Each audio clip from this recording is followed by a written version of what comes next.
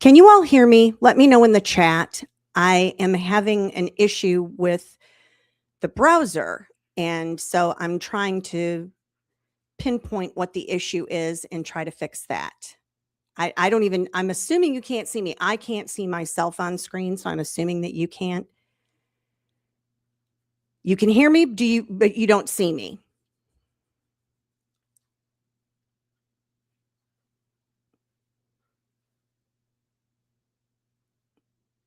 Oh, you see me too. I can't see me. Well, I'm going to mute for just a moment here.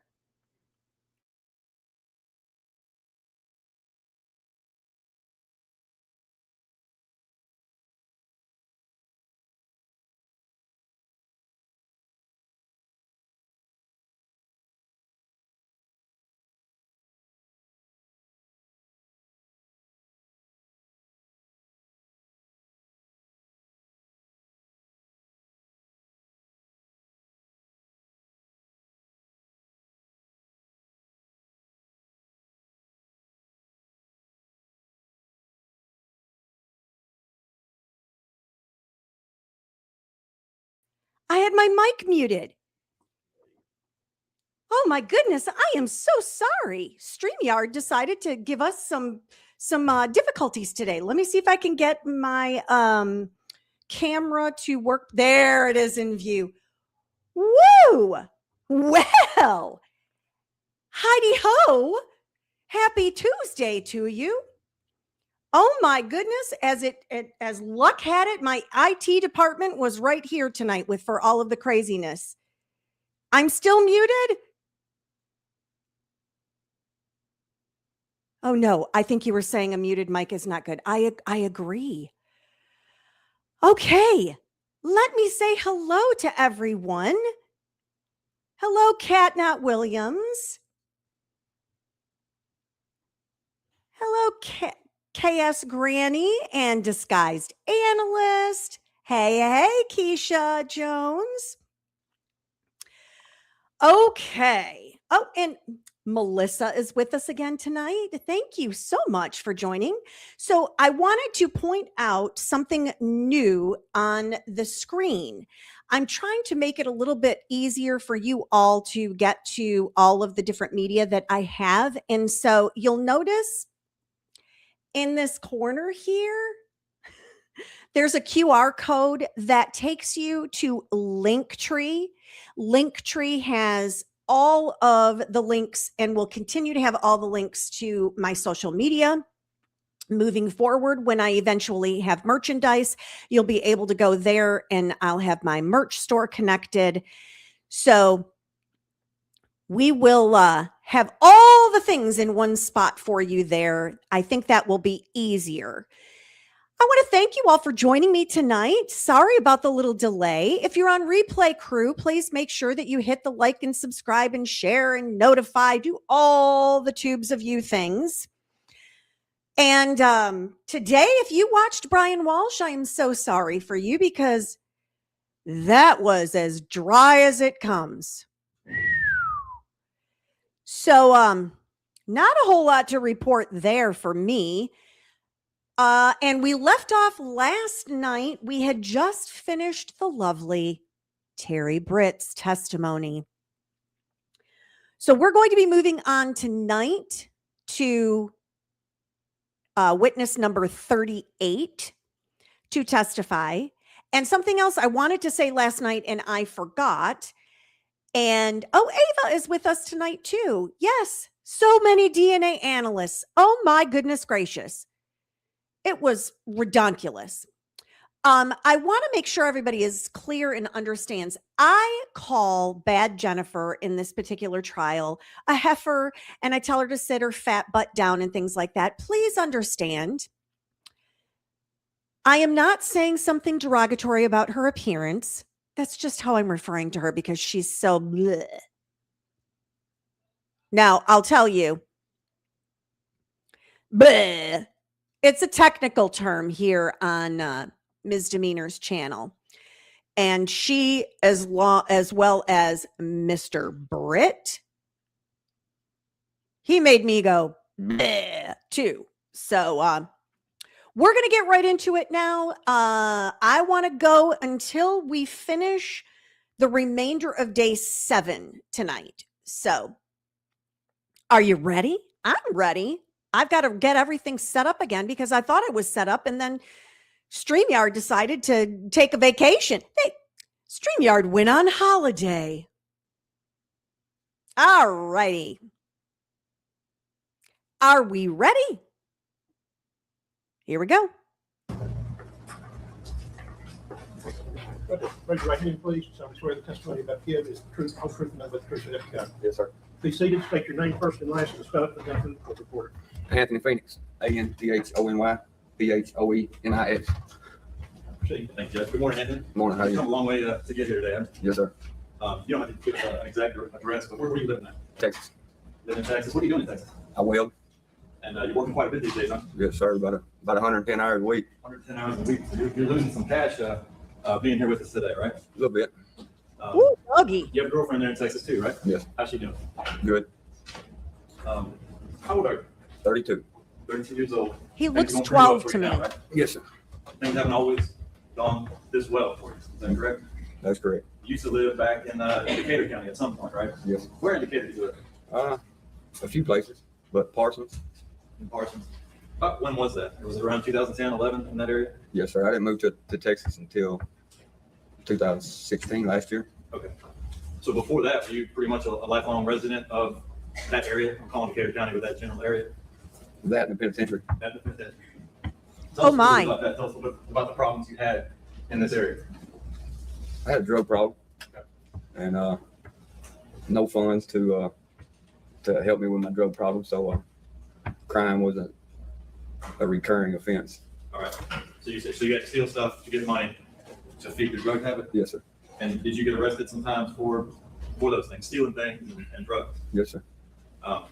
You're on parole now, correct? Yes, sir. What are you on parole for now? Promotion, manufacture, and some theft charges. Okay. Methamphetamine? Yes, sir. Okay. I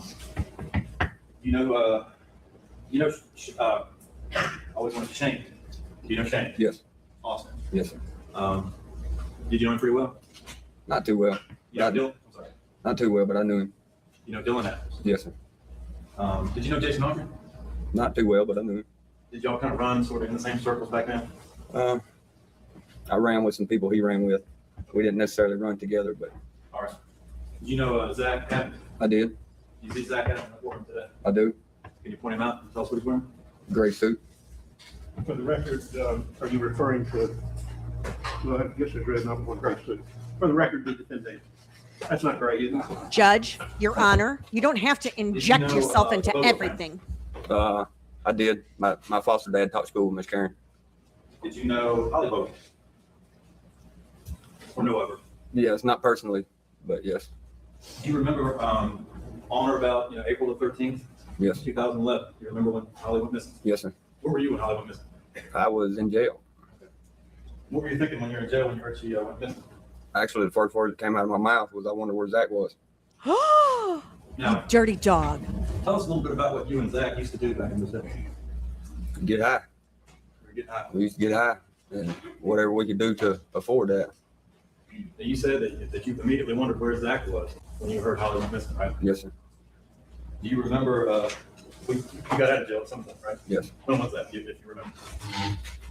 I'm not sure. I was doing it 11/29, so maybe, I don't know, maybe October. Okay. When you got out in October, did you stay in Decatur County in that area? I did. Did you get back together with Zach? I did. Y'all kept hanging out. Yes, sir. Do you remember his demeanor whenever the subject, because, and correct me if I'm wrong, but the subject of Holly Bobo going missing, was that a pretty big Yes. event in Decatur County? Yes. And do you remember what his demeanor was whenever that would come up? Yes. Sketchy. Sketchy, what do you mean by sketchy? Nervous. Well, for instance, I was over there one day, and it was quite a few of us over there, but somebody, I had, You can't say what someone said to you. You can say what you did in response to something that was said to you. Okay, so I brought up the fact that Holly Bobo was mentioned, and Zach proceeded to clear the whole house out. So was this Zach's house? Yes, There were a lot of people over there, yes, and somebody said something about the investigation. Is that the way it went? yes. And his reaction was what? Clean the house out.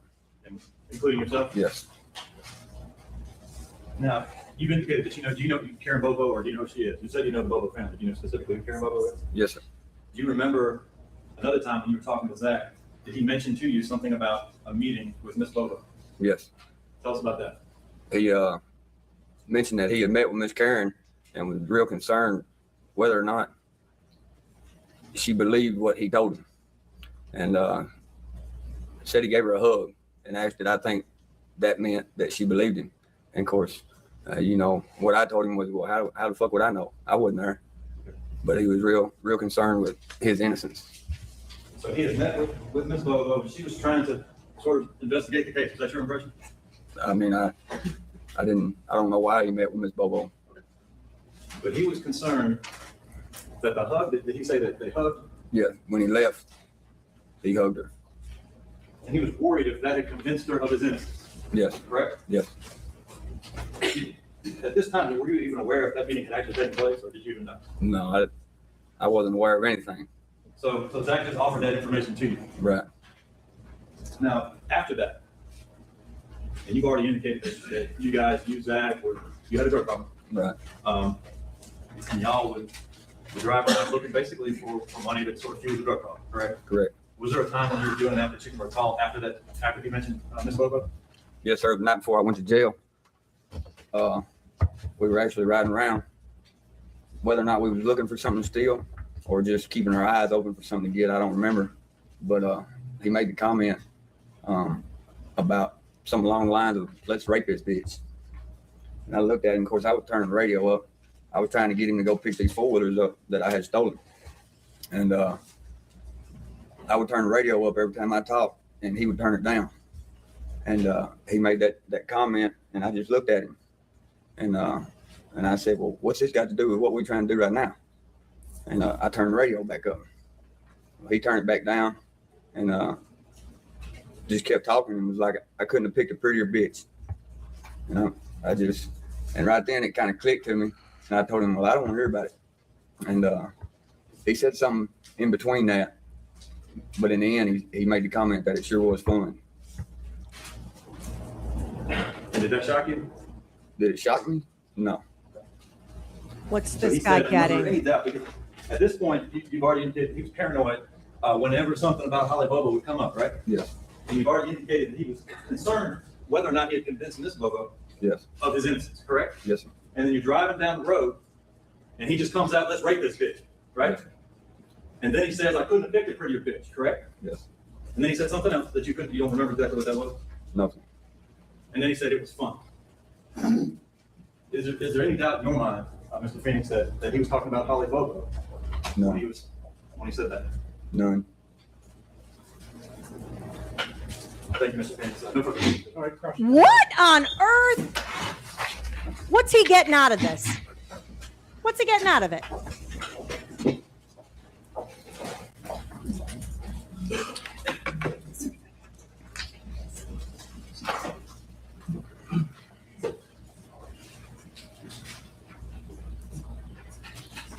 Come on, good Jennifer.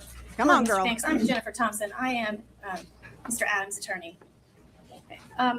Now, you gave some statements to police regarding what Mr. Adams said, didn't you? Yes. Okay. One of the statements that you gave was in March of 2014, March 1st. Okay.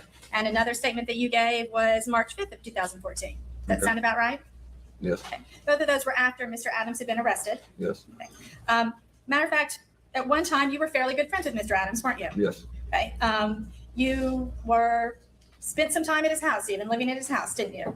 I don't know about living, but I spent some time there. You spent the night at his house, Yes. slept over. Yes. Okay. And also, you have a past conviction for theft. You theft over $1,000. You got a 2-year sentence on that, didn't you? Yes, ma'am. I have all kinds of past convictions. Okay. And I'd like to, at this time, pass this up See, I'd like to pass this to you, see if this reflects the conviction you had. Judge, I think he's admitting to his conviction. Okay. 2017 is when the trial was, Christine. It's a certified copy of his conviction. Not really admissible, he's not denying it. He's just admitted. I know, Your Honor, but it's just a certified copy.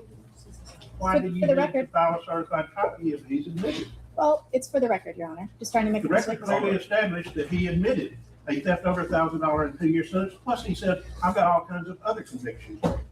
It doesn't come in. Oh, I want to make sure I have this right. So as long as somebody says something on the witness stand, we don't need actual evidence. He said it under oath. So poof, there. May I have this marked for identification, Your Honor? And I'd like just to make it part of the record as a proffer, an offer of proof. Sure. The exhibit 213 will not be passed to the jury. Yeah, because it's marked for identification, Your Honor. We understand. These times when you were around Mr. Adams, you'd also been using drugs, of course. Yes, ma'am. Okay. And you were using meth, isn't that right? Yes, ma'am. What other drugs were you using at the time? Meth. And you and Mr. Adams were meth buddies, weren't you? Yes. And Mr. Adams was a big talker when he'd get high on meth, wasn't he? No. He was not a big talker. No. Okay. And the times that he was saying these things, you of course were stoned too, weren't you? Yes. You were high. Yes. Not stoned. High. Okay. Is there a difference to you? Yes. Oh, I need to have an So you explanation said on the that. time that somebody mentioned Holly Bobo, Mr. Adams, or times when people would mention Holly Bobo, Mr. Adams would get a funny look on his face. Can you describe that? I didn't say anything about a funny look. I thought you said he'd have a sketchy demeanor. Right. Okay. Can you describe what a sketchy demeanor means to you? Paranoid. Paranoid. So paranoid, what does that mean to you? What's the definition? Well, I'm asking you, what's your definition of paranoid? Something to hide. Okay, so how did he have a sketchy, paranoid demeanor? What were some of the things he would do? What were his physical actions? Well, if we were having a good time, we wouldn't be. Like I said, there was 6, 7 of us at the house having a good time. Everybody got to leave now. Okay, so at some point he just says, you know what? I'm done with the party. Everybody out. No, not at some point. At the point I mentioned Holly Bobo. Okay, he says, everybody out of the house. Yes. Okay. When was this? Did I miss Okay. Anything that? else? No. No? Okay. And when you say that you all were riding around together, and you're in your car, is that right? When he's talking about rape No. We're in his truck. in his truck and the music's on. Yes. Now, he never specifically said Holly Bobo, did he? No. Okay. And that's something that you've assumed he meant. Yes.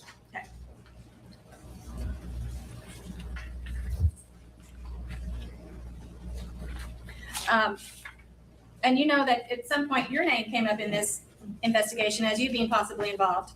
Too bad I was locked up. That's fortunate for you, isn't it? Yes, ma'am. But you're aware that your name did come up as you being Too possibly bad. involved. No, but not something I would do, high or sober. But I'm not asking about that. You knew that at different points, different people, rumors were that you had been involved. No. No? No. You You weren't aware of just those said- rumors? No. Okay. I didn't have that. Woo, doggy. Um, I'm glad Now, you work 110 when hours he a week was- now. when you say Mr. Adams said something about rape, it was future tense.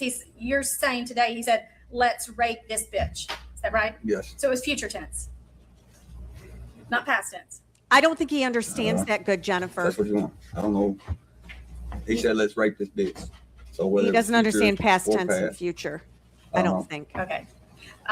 And then when he said, I couldn't have picked a prettier bitch, it sure was fun. He didn't specifically say anything in that sentence about rape, did he? No, not in that sense. Okay.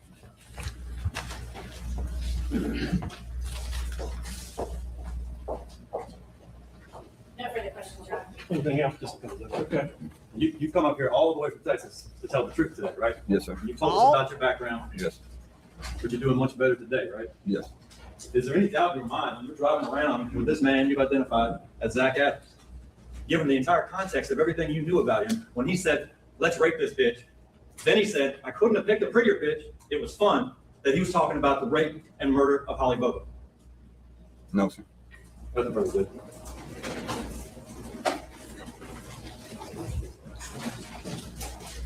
So after he said that, Mr. Adams made those statements, you were so concerned and so convinced he meant Holly Bobo, you booted him out of, or you jumped out of the truck and you went straight to the police and told them about this, didn't you?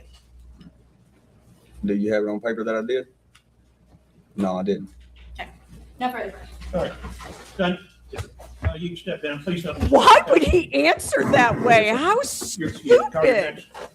Oh my goodness. I want to know what the deal is that he got in exchange for that Jamie Darnell, testimony. state call, Jamie Darnell.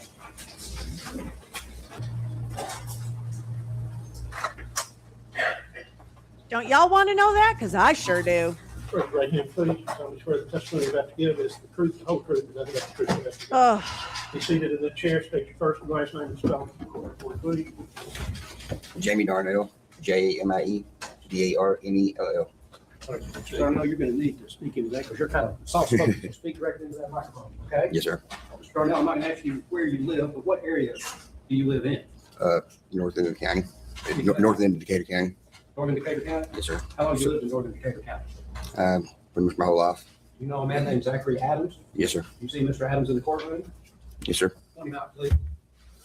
You don't say that's record. Fucking record. The defendant. How long have you known Mr. Adams? Pretty much his whole life. When he says he was about 5, he started riding the bus, same school bus I did. You rode the same school bus? Yes, sir. You familiar with the case that has been known as the Holly Bobo case from April of 2011? Yes, sir. You know that because you live in Decatur County? Yes, sir. Fair to He say was that because you live in snarky. Decatur County. Yes, sir, it was. Did you know Ms. Holly Bobo? not on direct, but on cross. Miss Bobo taught 4th grade. You know Ms. Karen Bobo? Yes, sir. She's a school teacher. Yes, sir. We'll take it to July 2012. Did you own or have a home in Decatur County? Yes, sir. Yellow Springs Road. And did Mr. Zach Adams come to your house in July of 2012? Yes, sir. Tell this jury what happened in July of 2012 when Zach Adams came to your house. He came over to the house one night and it was he was feeling pretty good, you know, and he wanted to go to the bathroom and share some drugs with me. We went to the bathroom. If you say he was feeling pretty good, what do you mean by that? What did you observe about him that night, Mr. Darnell? It seemed like he was just wound up, like he had, you know, energetic and stuff, you know, having a, you know, Under the influence of drugs? yes, sir. All right, you went into the bathroom? Yes, sir. He approached me with a syringe, wanted to shoot me up with some meth, and I refused. I don't do the needle thing. Never have, and Did you use drugs though? You did use drugs, correct? yes, sir. You're not proud of that, are you? No, sir, not at all. Not at all. Did you do methamphetamine? Yes, sir. You didn't do it with a needle though, did you? No, sir. You don't like needles, do you? No, sir. Is that what Mr. Adams wanted to do that night? Yes, sir. All right, I interrupted you. Go ahead about what's going on that night. Well, he wanted to do that, and I was trying to get it the other way, the other way than the needle.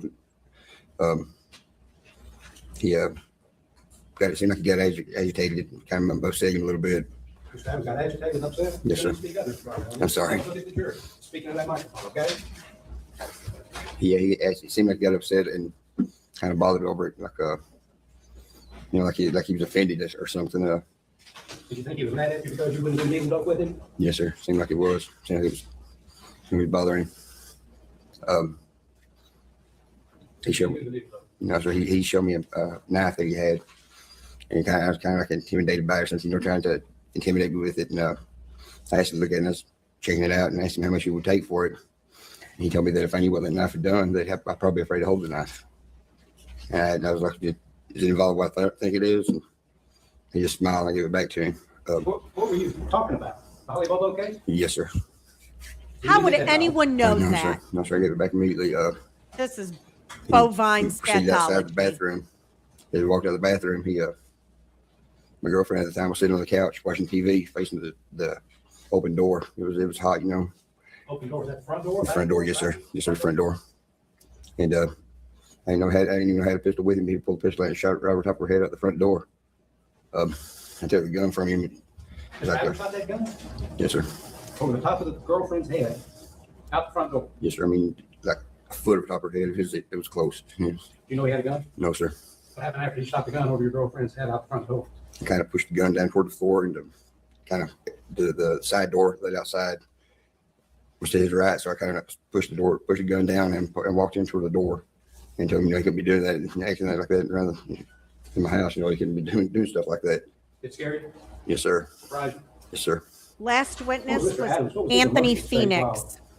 He had this condition he was in that you described, and after he had shot that gun over your girlfriend's head out the front door. Well, after he did that, as soon as we made the exit of the house, he he broke down, started crying. I said the gun for him. He was crying. He was apologetic, and he immediately started apologizing for what he was doing. When he was crying and apologetic for what he was doing, where were you all standing? We were standing on the used to be the west side of the house at the time, on the other side door. Outside? Yes, sir. You know why he was crying? Yeah, he just had having a breakdown, like he was, finally at wit's end or something. I really couldn't tell.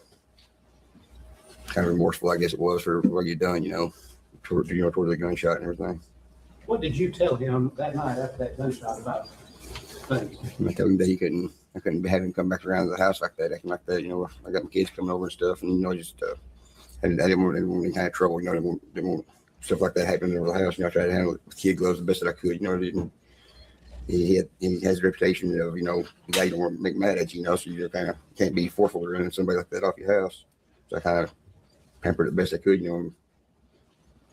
told him that until he cleared his name of everything, all the accusations and everything, he wasn't welcome back home or back at my house. He said that. So, let me make sure I understand. You got to speak up. I'm sorry. You're kind of nervous. You're nervous, aren't you? Yes, sir. You're also shy. Yes, sir. He was crying. You smell something? We do. Like they turn the heat on. The heat. I'm telling you, it smells like that.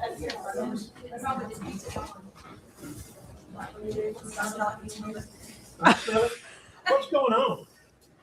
I've been asking that It's the heat. for days, Judge McKinley. What is going on? I'll get back on. No?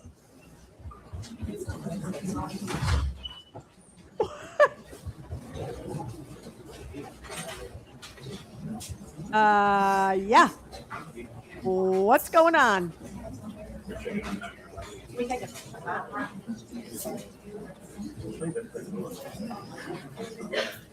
Let's just go ahead and take lunch recess till we get our climate figured out, okay? It's one thing if we get a little warm, it's something else if they turn the heat on.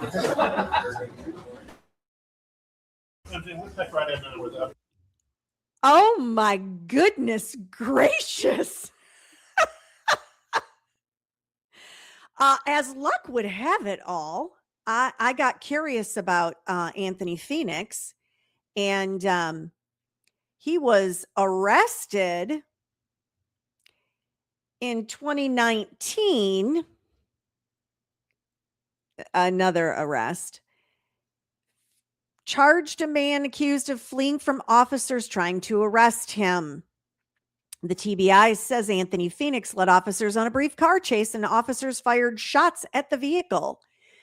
No one was hurt as a result of the officer-involved shooting. Phoenix was immediately taken to the Decatur County Jail for booking, where he was charged with attempted first-degree red rum and felony evading arrest in connection to the December 2nd incident. Oh, he sounds unbelievably credible. He was task force were trying to take someone into custody when the shots were fired by deputy marshals. The incident happened. I'm trying to figure out why they were trying to arrest him.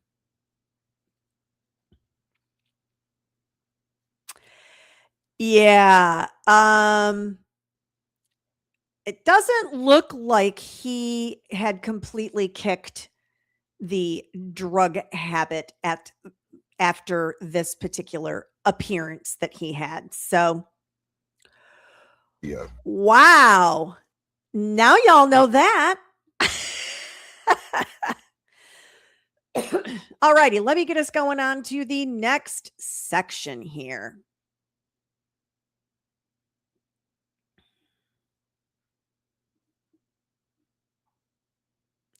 Christine, Life by the Sea, the last guy that was on, the one that said he couldn't have picked a prettier biddy. That is the one that was then arrested in 2019, which was 2 years after this trial took place. We'll get Mr. Darnell to witness back in here. Yeah, Darnell is who's on the witness stand right now. Jamie Darnell. I've already addressed that. Kind of mumbled and soft. I've told the attorneys that they can get it up. And I'll go ahead and tell him too. You speak softly and you kind of mumble a little, so try as best you can. He's a mumbler. Raise your voice and talk clearly. Yes, sir. Mumbler. I feel like I'm You were placed watching under oath Charlie and the when we Chocolate had Factory. Early lunch and talked about our heating and cooling problems, so they're going to now continue with your direct examination. Yes, sir. I'm just going to just said, I talk fast, you talk fast. That's not a good combination. No, sir. And it's important for you to look up, speak in that microphone, speak to the jury. Also want you to understand this lady sitting here in front of you, our court reporter, it's important for her to hear you. So don't mumble, don't nod, just answer the question. Yes, sir. You got any questions for me? You understand? Yes, sir. All right. Now, before we went to lunch, it got awfully hot in here. Yes, sir. And it got distracting because when the heat came on, it's a lot cooler now. I think we're all in better shape. You ready to go? Yes, sir. And you've had some illness problems. You were kind of, you've taken care of that today, right? I believe I got an stroke. All right, you ready to go? Feel Yes, sir. good? All right, let's go back just a little What bit. problems? You and Mr. Adams came out of that bathroom at your house. And he shot the gun over your girlfriend's head out the front door. Yes, right? sir. Now tell the jury, slow and don't mumble, what happened after he shot that gun? Well, I pushed the gun down toward the ground. Talk slow. I pushed the gun toward the ground and kind of pushed him in the same motion toward the exit, toward the side door to outside. And asked him what was going on, what was he thinking, and he broke down and started crying. And he was apologetic, all the way over shooting the gun. And I told him that I couldn't have him coming back around my house, acting like that and behaving like that. My kids and stuff coming in and out. And I can't hear you. I'm sorry. It's okay, just pick up that microphone and pick it up so get a little closer to it. And he was apologetic, of everything that what just happened. He took and I told him I couldn't have him coming back over to my house, behaving like that with the kids and everything. And I told him that he's more welcome to come back after he cleared his name of everything that was going on, everything he was being accused of, in the neighborhood and the community and whatnot. You told him he needed to clear his name. Yes, sir. What did you mean when you told him he needed to clear his name? Of the rumors and that were going around of, whether the speculations of a Bobo case of everything that was going on. It was a hot topic at the time around the area. You told him he needed to clear his name about his involvement in the Holly Bobo. Yes, sir. Kidnapping, rape, and murder. Yes, sir. This guy is more nervous than a cat in a shower. He said that he couldn't do that. He was too far involved into it, and there's no way he could do that. Did he tell you he knew what happened to Ms. Bobo? No, sir, not that I can recollect. He told you he was too deep into it. Yes, sir. Did he talk about his drug use? He showed me the drag marks, I think they call it, on his arm where he'd been. He said, "This is what meth and morphine does to you," and he had bruises track all over his marks. arms and stuff where he'd been Yeah. shooting it up. You said, what's it, drag mark? Yes, sir. What is that? It's like that bruises is like spots, like The jury, where on your arms, he was pointing on his arm. What you saw? I've never heard it called drag elbow marks. on the side of his arm. Yes, sir, on the side of his arm. I've Bend heard his elbow and track. stuff. Am I wrong? Yeah, it's pretty bad. You tell you what it made him do? How it made him act? But I could tell by the way he was acting that night in particular that it wasn't a good combination. It wasn't good for anybody. I mean, he was acting really crazy. Mr. Darnell, was there any question in your mind that what you all were talking about that night was Mr. Adams' involvement in the Holly Bobo case? Could you elaborate, please? You understood you all were talking about the Holly Bobo? Yes, sir.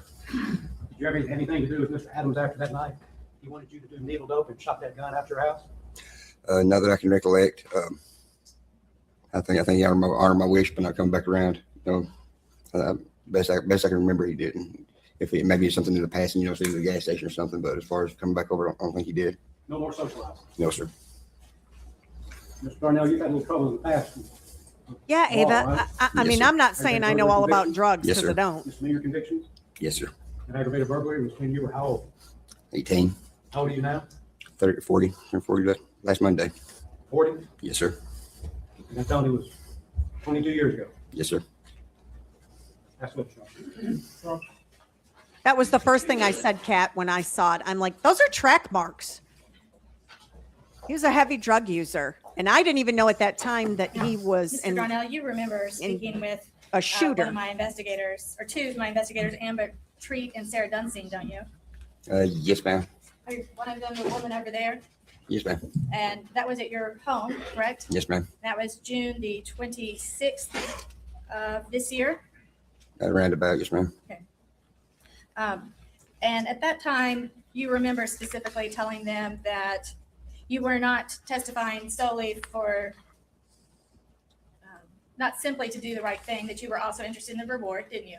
I told him that I wasn't like everyone else and saying that I wasn't interested in the money because, who wouldn't be, Right? And you told her that the state would divide the money up amongst the people that testified against Mr. Adams. No, ma'am, I Oh. told him that what word that I heard from the people who were in the community, it's a small neighborhood, everyone talks, and that's what, the word is, that we're going to split it up, 100, 200 people or whatever. But amongst those people 100, that helped convict 200 Mr. Adams. People. Yes, ma'am. Okay. And the first time you've talked to the police on several occasions in this case, haven't you? Yes, ma'am. First time you spoke to the police was on March the 1st, 2014, after Mr. Adams was arrested, wasn't it? I guess I couldn't tell you the exact date, ma'am. Around then. Yes, ma'am. And then you spoke to them again April the 11th of 2014. Yes, ma'am. And then you spoke to them a third time, which was September the 29th of 2014. Yes, ma'am. Now, all of those times when you told your story, you did not mention that your girlfriend was standing in the doorway when Mr. Adams shot the gun, did you? And she was sitting at the couch. Okay. So you didn't mention your girlfriend was near the gunshot the first three times you told the story, did you? I didn't change the story none, so. And I didn't mean to say the first three times you told the story. The three times you spoke to the police, you didn't mention that your girlfriend was in the direction of the bullet, did you? I couldn't. So that's a new fact that you added later on. Oh, no, ma'am. But No, ma'am. it became new to the police because they hadn't heard it before, right? I couldn't tell you exactly how, what I told, was the word for the first time, As a matter of fact, you gave a written statement in this case. And I guess somebody else wrote it up for you and you signed it. Yes, ma'am. I think I wrote one myself too. And you've had an opportunity to review that statement. Oh, yes, ma'am. And you would agree with me that your girlfriend's not mentioned in that statement. Not that I recall. Okay. Hmm. And I'm telling you, he is more nervous than a hooker at altar call. you know Victor Dinsmore, don't you? Oh, yes, ma'am. And you would say Mr. Dinsmore is a dishonest person, wouldn't you? Objection. If he I knows. don't believe it's relevant. I don't believe If it's relevant. one's opinion on someone else's credibility is appropriate. It's 607, Your Honor. It has to do with impeachment and reputation and community for honesty, and this witness's personal knowledge about whether or not he's on 608, I'm sorry. It's evidence of character and conduct of a witness and specific instances of conduct and impeaching somebody based on somebody's opinion for their honesty. All right, Okay. Seems like you could ask that. Victor Dinsmore, don't you? Yes, ma'am. And you would consider him a dishonest person, wouldn't you? Certain aspects of his life, yes, ma'am. Okay, I mean, he stole some money from you, didn't he? In a roundabout way, yes, ma'am. Did he sell you a house he did not own? Yes, ma'am. And how Oh, much money did you pay him for that house? Right, 21,000. Okay, and turned out he didn't own it to sell it to you, did he? No, ma'am. And at one point, Mr. Dinsmore tried to rape your ex-wife, didn't he? I found out yesterday, yes, ma'am. Okay. So you wouldn't trust Mr. Dinsmore, would you? I need that to hang in the air for a minute. What? Oh my gosh. Okay, I got to write my notes on this. Victor took 21,000 from him for a house that he didn't own. And Victor attempted to grape his ex-wife. Oh my goodness. All right, we'll continue on. I got my notes now. No, ma'am. matter of fact, you look somewhat mad. Do you dislike Mr. Dinsmore? Yes, ma'am. Ooh. Are you getting mad right now? No, ma'am. Nervous. Nervous. Okay, Yes, I'm ma'am. sorry. Don't be nervous. Now, after, let's see.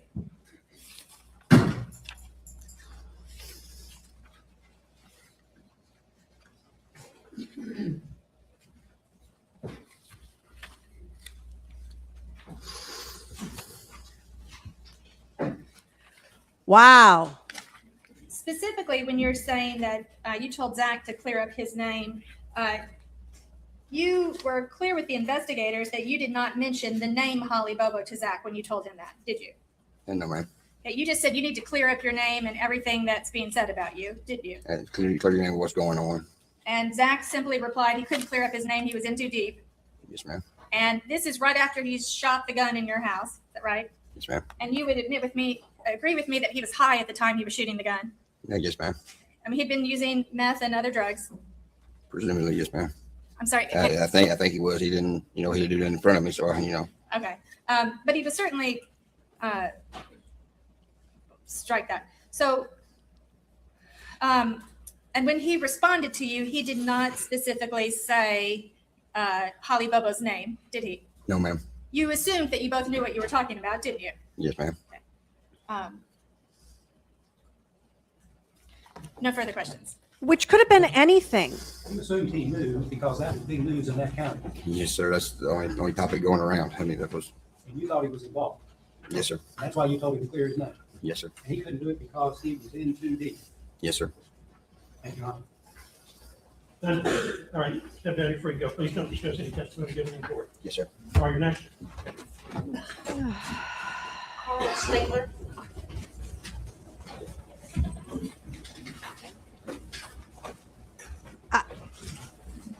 We're going to flippity flip because we can. And it looks like we need to, especially because I can't at all Step handle. down and state your first and last looking name at bad for the record and Jennifer. spell it for the court reporter, please. Carl Stabler, CarlStatler. Spell last name again. Statler. Okay. And proceed. Statler. And Mr. Stabler, I want you to direct your answers to the jury, but keep your mouth, keep your voice up, okay? Yes, ma'am. And I'll pull it up as you're kind of tall. Where do you live? Parsons, Tennessee. Speak up. Parsons, Tennessee. There you go. Sorry about I that. can hear you. You grow up around there? Yes, ma'am. And how old are you? Yeah. You know a person by the name of Zach Adams? Yes, ma'am. You see him in the courtroom? Yes, ma'am. Would you point him out, please? For the record. And you know a person by the name of Shane Austin? Yes, ma'am. And where's Shane Austin? Dead from what I hear. What about Dylan Adams? Oh my. Incarcerated. So you know all of those individuals. What about a guy named Jason Autry? Yes, ma'am. I'm going to take your attention back to 2011. Are you the same person today as you were then? No, ma'am. Are you working? Yes, ma'am. Have you been working for several years? Yes, ma'am. Stable? Yes, ma'am. Back in the day where you, I guess, not living the same life you're living now? Yes, ma'am. During that time, is that when you knew Zach Adams and Shane Austin? Yes, ma'am. Let me just ask you, were you sort of involved with the drug culture back then? That's not going to happen. Yeah, I was just kind of raised up in the area, and that's all I ever known until I had enough sense to get myself out of it. And you moved to Nashville? Yes, ma'am. Because other witnesses have been asked, I'll just ask you the same thing. Do you have any felonies? No, ma'am. Despite not having any felony convictions, you have some misdemeanors. Yes, ma'am. Okay. So back in 2011, you said you knew Zach Adams. Yes, ma'am. Do you remember hearing that a young lady by the name of Holly Bobo from Parsons had come up missing? Yes, ma'am. And was that big news in your town? No. Was Ma'am. not big news? It I was mean, big news in the It's just a state. person, another person that come up missing around there, Was it on the television? Yes. It was everywhere. Did you personally know anything about that? No. Did you know her? No. Did you know her family? No. Didn't know Karen Bobo, Clint Bobo, Holly's brother, Dana Bobo, her father? No, ma'am. Back in 2011, where did you live? Remember? Yep, with Victor Dinsmore. And that was off of Yellow Springs Road? Yes, ma'am. Believe you were dating his daughter, maybe? Yes, ma'am. Okay. And the jury has seen a picture, an aerial of the Dinsmore house and the big shop, I guess, that was out there. Did you live there on a permanent basis, or were you sort of coming and going? Coming and going. Now, did you have occasion after Holly was reported as missing to ever have a discussion with Zach Adams about that? Will you repeat the question? It was kind of probably not an easy question. The summer after Holly went missing, she went missing in April. So the summer after that, do you recall a time when you were riding around in Zach's truck with him? Yes. And did he make a statement to you about what you believed to be Holly Bobo and her disappearance? Yes, ma'am. Would you tell the jury what he said? He said, I'll let Shane hit it. Said what? I'll let Shane hit it. And what did you take that to mean? The only thing that it could mean, as far as I knew Zach Adams was concerned, and the Holly Bobo disappearance. What did the word, and you may not want to say, but what did? Rape. Rape. Did you ask him any questions about it? No, ma'am. Did you want to know about it? No, ma'am. In addition, and that was the summer after Yes. Holly came missing, Yes. or during the summer, yes. Did you also have an occasion to be at a bar with him on a different day when he made certain statements? Yes, ma'am. And where was this bar located? Johnny's Bar and Grill in Parsons, Tennessee. Okay, and where in Parsons is Johnny's Bar and Grill? It is about halfway down towards the interstate, towards Cherokee Heights, Woodland Shores area. And I know you don't know the date, but you believe this to be at the end of that same summer? Yes, ma'am. And what, if anything, did Zach say to you regarding Holly Bobo? What did he say to me? Or say to somebody else that you overheard? He said, I'll kill you like I did Holly Bobo, Who did he say that to? the bartender. And was that bartender a male or a female? Female, What was her name? Misty Tubbs. How come Misty isn't I'll let Shane testifying get to it. that? I'll Are tell we you getting what. to her? I did Holly Bobo. Did he make one more statement to you about Holly Bobo?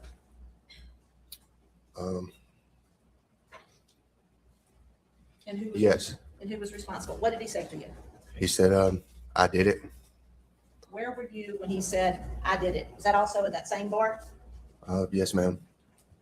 Did you ask him any questions? No, ma'am. Did you want to know about it? No, ma'am. And until law enforcement came and talked to you, and did you ever report it? Yes. Who did you report it to? The TBI. And when they asked you, you told them what you knew. Yes, ma'am. One moment. I don't have anything else, Mr. Taylor. Thank you. The defense may have questions. Cross-examination.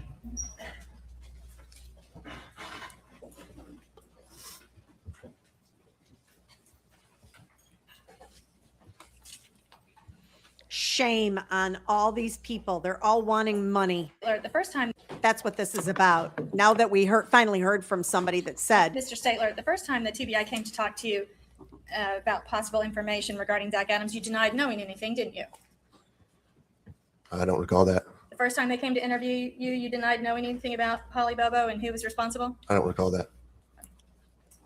wow, selective memory. So that's a memory that you don't have now, is that correct? It's been a long time, but yes. Okay. And so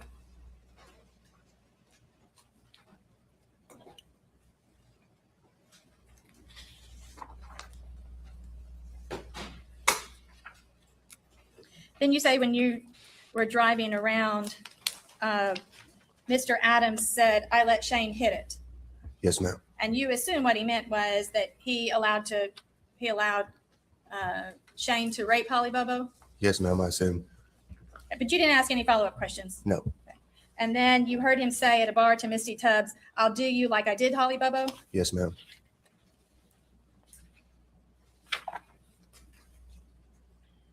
But in the past, didn't you specifically say, you heard him say, I'll do you like Holly Bobo? Oh, What pastor are you referring to? The night at the bar? Before, when you've repeated that statement, wasn't it slightly different in that you said, Zach Adams said, I'll do you like Holly Bobo instead of I'll do you like I did? I don't Holly remember the specifics. I just remember him telling the bartender that night that he would kill her like he did Holly Bobo. But he didn't say kill. He said, I'll do you. I'm not sure the exact words, but it was serious enough. That's- Okay, but it's possible. I'm sorry, Your Honor, he's still talking. that's kind of important. Cut off. It was serious enough, was his statement. I couldn't hear them.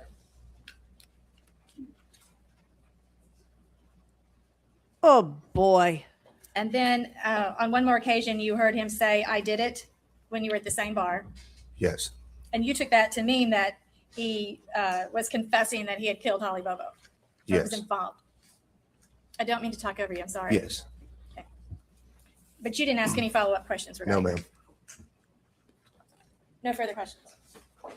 So, Kat, I have to tell you, after being someone that lived in Tennessee for 18 years and the say, what? I had a girlfriend in Tennessee and I used to love to ask her questions for her to say the word why, because the way she said why was, why? Why would you do that? And I loved hearing her say it. So, yes, seeing the what? Yeah, I love it too. Absolutely love it. Yes, Ms. Thompson asked whether or not you denied having information. Actually, the first time TBI came to you was on December the 8th, 2011. I don't suppose you remember that day. No, not Exact- specifically. No, ma'am. Okay. But on that day, in addition to the things you testified to, did you also provide them with additional information about Zach Adams regarding his drug usage in the immediate days following Holly's disappearance? Yeah, his grandmother that he Can you was repeat the very question, close please? to had Did you passed also away. tell TBI about Zach Adams' drug usage right after Holly Bobo came up missing? Yes. Tell the jury what you told them back in 2011. I said that he had been high out of his mind for days or weeks, just out of his, like, too high to function. And that was in the days and weeks following. Yes, ma'am. I That's believe also the that. same interview that you told him that he blurted out, "I let Shane hit it." Yes, ma'am. It's also the same interview where you told them that at Johnny's bar in Decatur County, he became upset with Misty Tubbs and made the statement that he did about Holly. Yes, ma'am.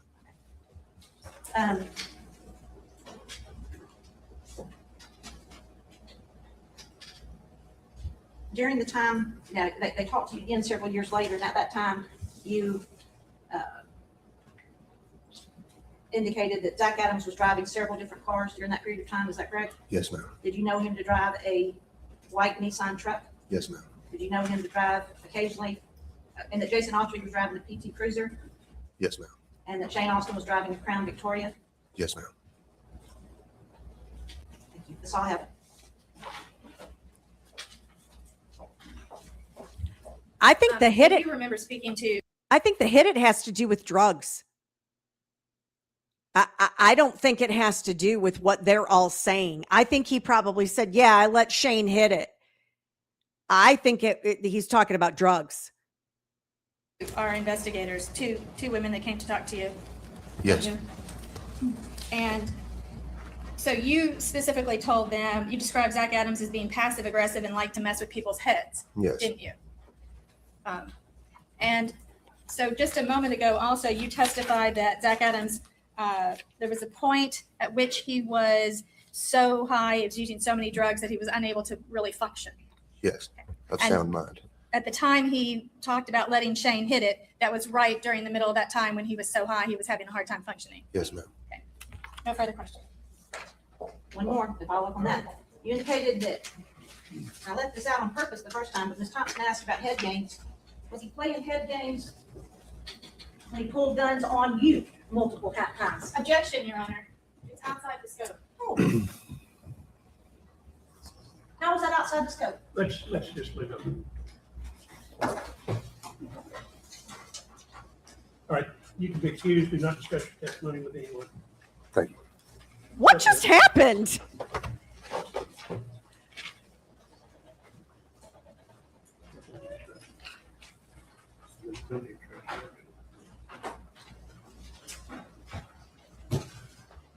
Did good Jennifer win one? Oh my gosh, I hardly know what that looks like. I'm trying to flippity flip us to the next witness here. And I'm hoping the next witness. Oh, that doesn't look like a Missy. COREYRIVERS. I missed his name, dadgummit. Be seated, I want you to state your name first and last, and start for the court report. Corey Rivers, COREYRIVERS. And Mr. Rivers, I'm gonna ask that you speak up and actually adjust the microphone for you. Because you're sort of soft-spoken, okay? Oh, yes, ma'am. And I want you to do your best to direct your answer so that all the jury can hear you, okay? Yes, ma'am. Now, I couldn't hear you at all. Oh, did I? yes, ma'am. Okay, lean forward. Where do you live, Mr. Rivers? Jacksonville, Florida. Jacksonville, Florida. How long have you lived there? All my life.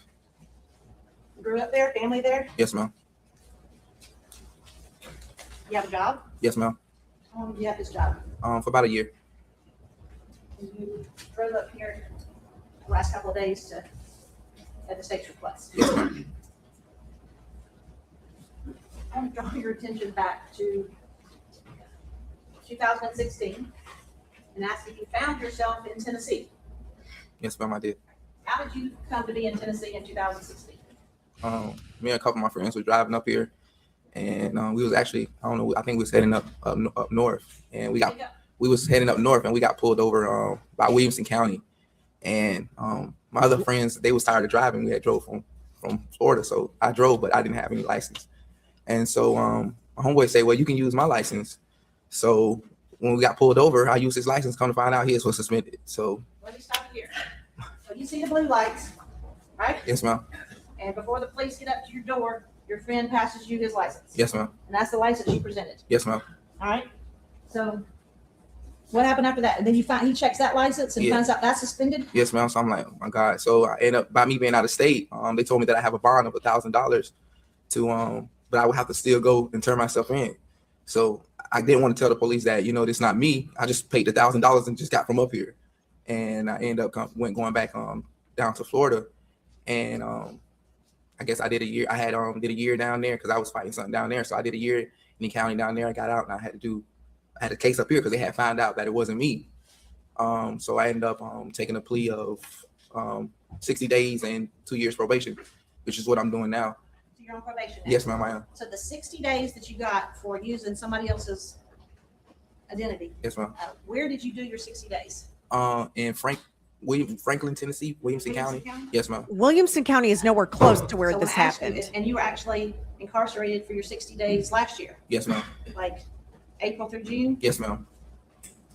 Williamson County, folks, is where all the country music stars live. They live in Williamson County. It is a very, very wealthy county. So nowhere close to where this happened. I'm dying to know how this makes any hill of beans difference. Somewhere around April 8th through June 9th? Yes, ma'am. Okay. And while you were incarcerated in Williamson County, did you come to know or meet an individual by the name of Zachary Adams? Yes, ma'am. Do you see him in the courtroom today? Yes, ma'am. Would you point him out? For the record, Before you got here, before you got locked up on this driving charge, did you know anything about the case regarding Holly Bobo that happened in Decatur County, Tennessee? No, ma'am. Before you got locked up on your driving charge, did you know anything about an individual by the name of Zachary Adams? No, ma'am. What about Dylan Adams? No, ma'am. What about Shane Austin? No, ma'am. What about Jason Autry?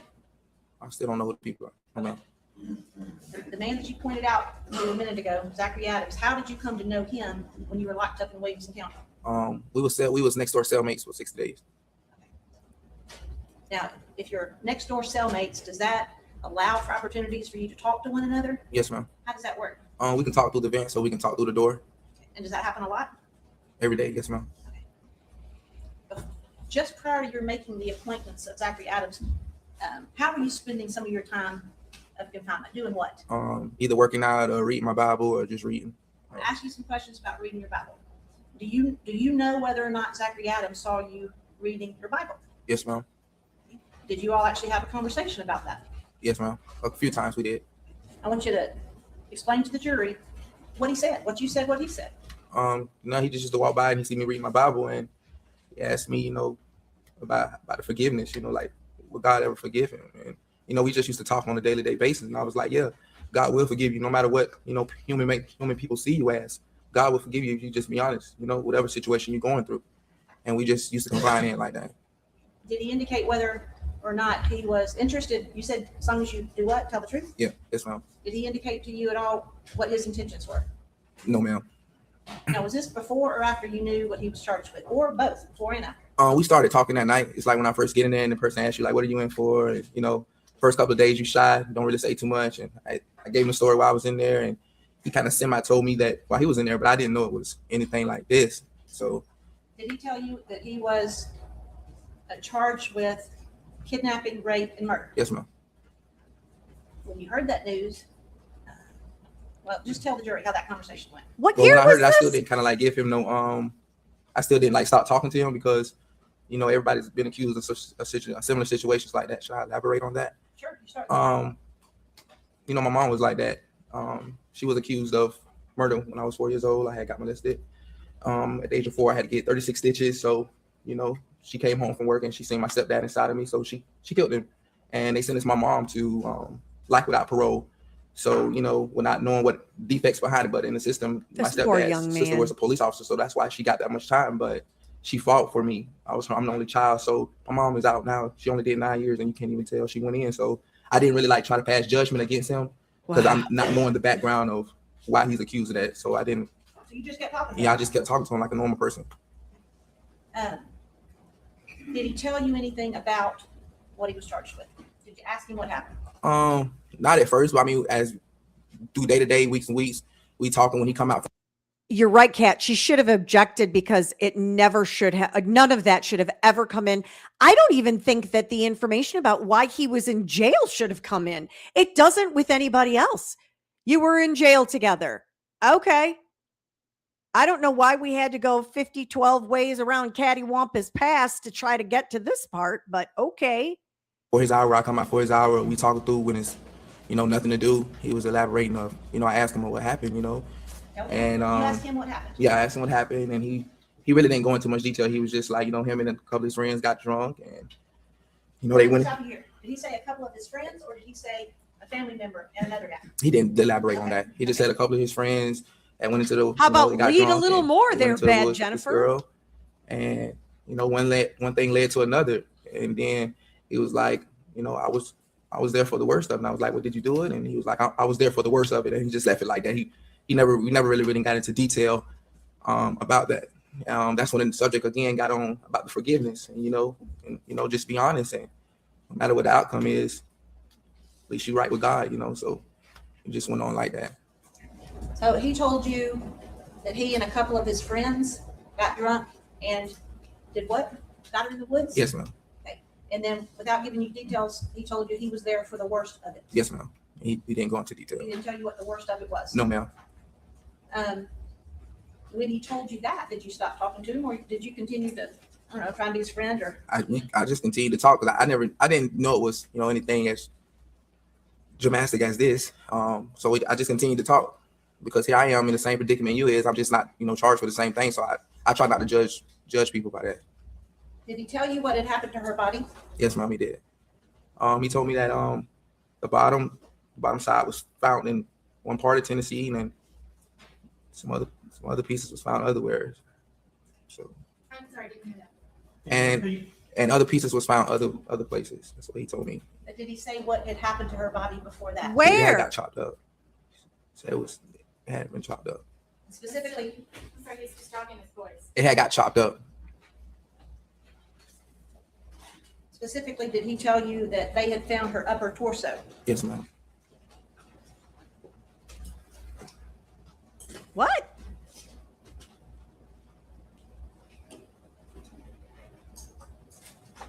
What? When you heard all of this, I know that you had tried not to judge, but did you, on your own, reach out to law enforcement? Yes, ma'am. Did they come and talk to you? Yes, ma'am, they did. And was that while you were still locked up doing your 60 days? Yes, ma'am. At that point, when they came and talked to you, did you ask for anything from them? No, ma'am. Did you want anything from them? No, ma'am. You'd already pled guilty. Your case, you had your days, right? Yes, ma'am. 60 days.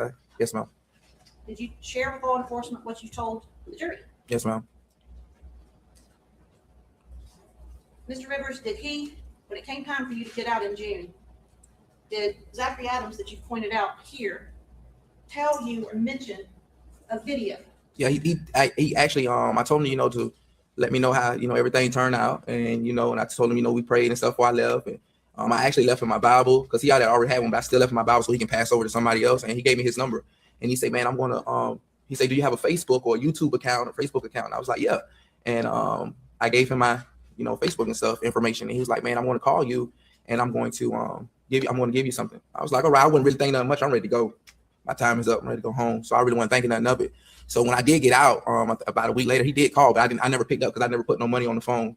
And once I start, researching and Googling. You can't talk about what you said, but after you got out in June, did you look up this case and decide that you weren't going to talk to him anymore? Yes, ma'am. Okay. Now what I'm asking, I asked you, before you left, did he You started tell you researching about and the video? Googling? And you jumped to the Facebook and Yes. and the YouTube. So what did he tell you about the video? He told me that it was something, he had something he wanted to show me. He wanted to tell me to look up when I get out by the video. Did he make any reference to it being right under the noses? Oh, yes. He said, Tell the yes, truth. yes, ma'am. He told me it was right under the nose of, the people who's looking into this. Lead a little more, bad they had to Jennifer. find it. So he told me he was going to, when he called me, just pay close attention to what he said. But when he called, I never put no money on the phone or no time on the phone. Is everything that you told the jury here true? Yes, ma'am. I don't have anything else. Thank you. All right, cross-examination.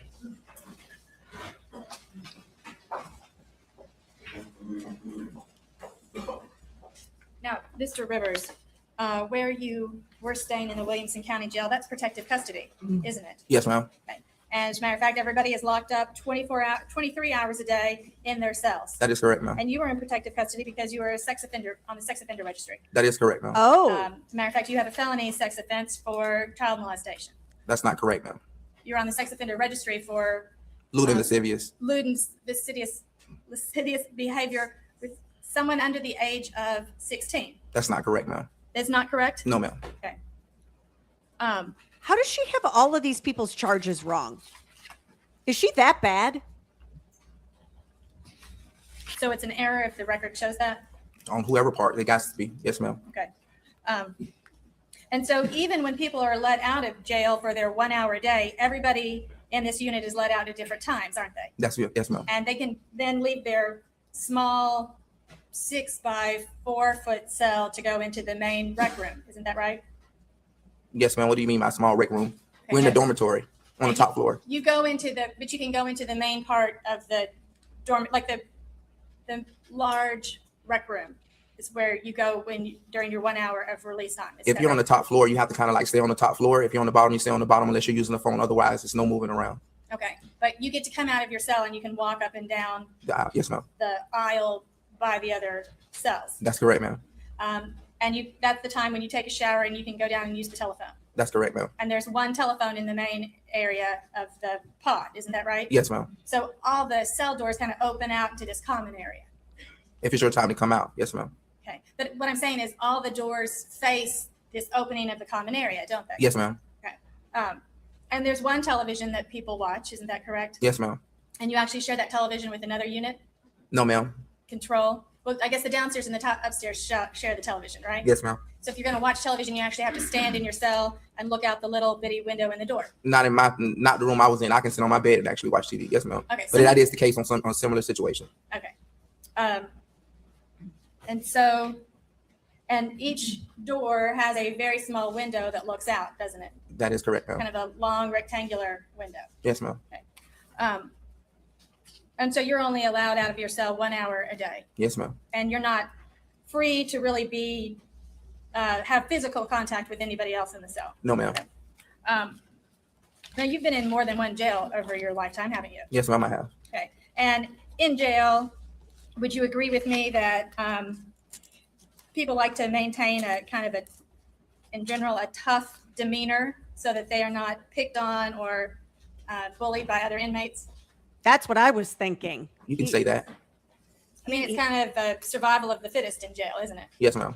He wants to be Billy And what you Bad said earlier Booty about so when you that got they'll stopped leave in him the alone. car, this is while you were driving around, and you lied and gave them somebody else's ID that just you were stopped driving and you handed them somebody else's ID, somebody else's driver's license. That is correct, ma'am. And that was just for your pure own self-survival, right? Yes, ma'am. To try to keep you out of trouble. Pretty much. And so you lied to police in order to benefit yourself, didn't you? Yes, ma'am. What benefit are you getting today? There has to be a benefit. There's no way. And so now you initially contacted the police before you were released from jail about Mr. Adams, didn't you? That is correct, ma'am. Okay. You contacted police on May the 4th, which was, you hadn't even been there a whole month when you contacted the police about him. 6 days shorter than a month. Yes, ma'am. Okay. Because at that point you thought, you say it was just to, you said you contacted them because it was such a serious crime. That's why you came forward. Yes, ma'am. What he told me. Yes, ma'am. But you recognize that there might be some benefit to you. What benefit was it towards me, ma'am? Well, you recognize that sometimes they do let people out of their sentence. They get a lighter sentence if they come forward with information, didn't you? Yes, ma'am. But I still kept my 60 days and 2 years probations, which I only have 8 more months left now that I'm going to do to the door. That's right, because there wasn't an opportunity for you to testify before your time expired, was there? I didn't know because I didn't know anything about the case at that time as far as that detail. But you did have television where you were in your cell. Why do you need to know about the case? Well, I didn't see it. Okay, they did broadcast the news though. Your Honor, she's arguing with him. I mean, they did broadcast the news. Let him answer. Okay. They broadcasted the news, ma'am, but I didn't see anything as far as in what Zach is accused of at that time.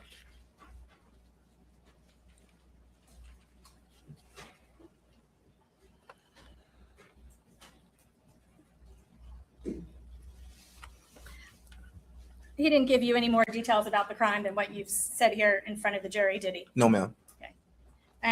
But he did just admit to you that he was involved in it.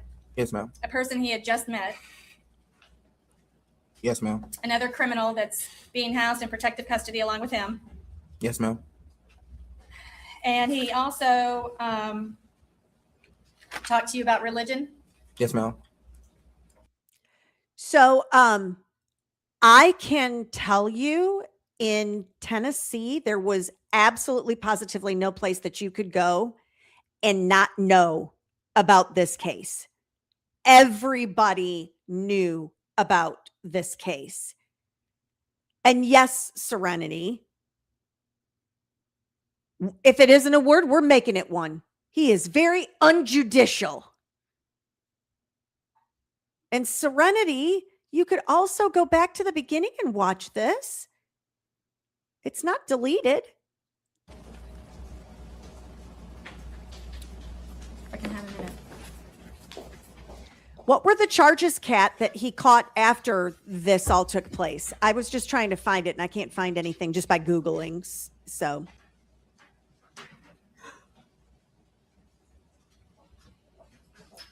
And then before you were released from custody, you called the TBI back and talked to them one more time, didn't you? Yes, ma'am. And this time, you said he had continued to talk to you while you were in jail, didn't you? Yes, ma'am. That I was your did. claim. Yes, ma'am. Even though you did admit that he said his attorney had told him Got to it. not talk about the case. Yes, ma'am. Yeah, this attorney and his papa. That's what he used to call his grandfather, his papa. Papa? Yes, sir. Yes, ma'am. Oh, is he And related to you Alec don't believe Murdoch? everything people tell you in jail, do you? Object to relevance. Sustained. No further questions. And then she gave up. Ms. Rivers, Ms. Thompson just asked you about why you were on the sex offender registry. Does that relate back to a charge that you got when you were in state custody when your mother was in prison? Yes, ma'am. I was in a juvenile program. Okay. And you were how old? I was 17 when I was accused. I didn't get formally charged until I was 18. He was 16. He touched me. I touched him. He told me that he told me if I didn't let them know what I did, that he was going to tell so I can catch more time. But I was so ignorant at that time that I didn't care. I was ready to go. So he told what happened, that I touched him and he touched me. So they had to wait till I was 18 to formally charge me, which was a year later. But I was so ignorant with the law till I took a plea. And that was when I was 18. I'm now 32. I have never, ever had any other crime like that. Never even dealt with nothing else like that in my life. You could actually be off the sex offender registry in Florida. Yeah, I didn't at know. this time, but you just I didn't even know until a lawyer reached out to me and told me, looked into my case and told me that I can't fight it because it's so old, but that I can get off the registry. But What just happened? I'm back working. I'm in school, and right now I just don't have the funds to pursue that to get off right now. But it is in the making. Yes, ma'am. And since Ms. Thompson was asking you some questions sort of about your credibility, I see you have 2 teardrops. Sometimes that's associated with gang killings. What are yours for? Mine is for my grandmama. I got them in 2008 when she passed. It was for my grandmother. Oh, he's a complicated man. Complicated man. When Zach told you about the 2 other people that got Holly with him, they got Holly into the woods, Did you also report that, Objection to leading, Your Honor. I'm not suggesting, he can say yes, he can say no. I just gotta get him to a certain place, Judge. Yeah. Did you also report a statement that Zach made about what one of the other individuals ultimately did to himself? Yeah, I couldn't. Objection, Your Honor. What? Relevance. I can't remember if it was his. Wait, just a minute, Corey. The question again.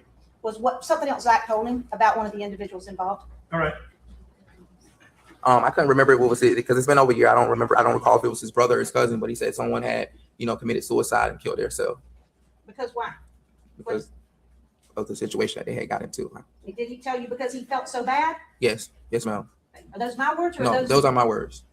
your words or are they Zach's words? Well, those exact words. I'm sorry. Whose words? Y'all, it's time. I don't know which end is I up. want to understand, you're saying that this charge that I asked you about, it was not with someone under 16, it was with someone who was 16. That is correct, ma'am. Okay. You wasn't precise, so I didn't And- answer. Okay, so I got it a little Oh. wrong.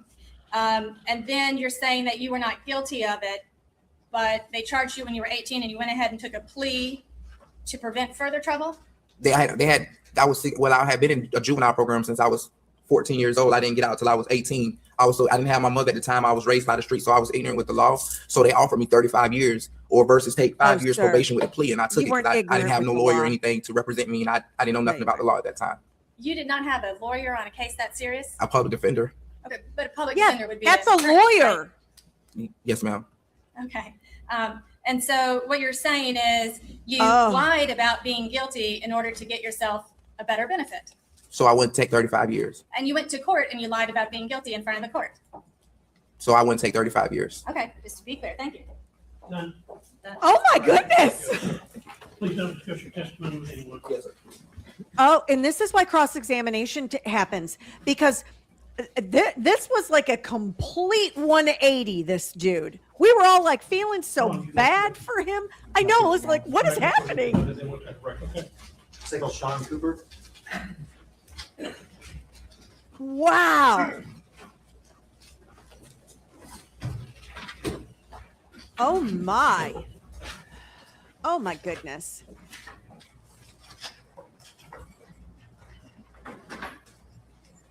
And apparently it was with a male. Didn't have that on my bingo card either. This thing about Kip is the truth, the whole truth, and nothing but the truth, so help you God. Who do we have Come up here now? and be seated, state your first and last name, spelling for the benefit of the court reporter. Oh, Sean Cooper, SHAWN COOPER. Mr. Cooper, you're gonna get your voice up, okay? none of these characters can. Yes, sir. Speak into that microphone so we can hear you over here, okay? Yes, sir. You're in a prison outfit, aren't you? Yes, sir. Jail outfit. Jail, what jail are you in? Hardeman County. Why are you in jail in Hardin County? Uh, I think he said. Hardin. Hardeman. Yeah.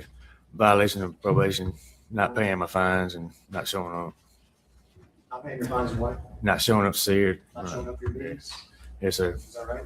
Yes, sir. What were you on probation for? Theft under 500 and driving on suspended. It's a 2 misdemeanors. Yes, sir.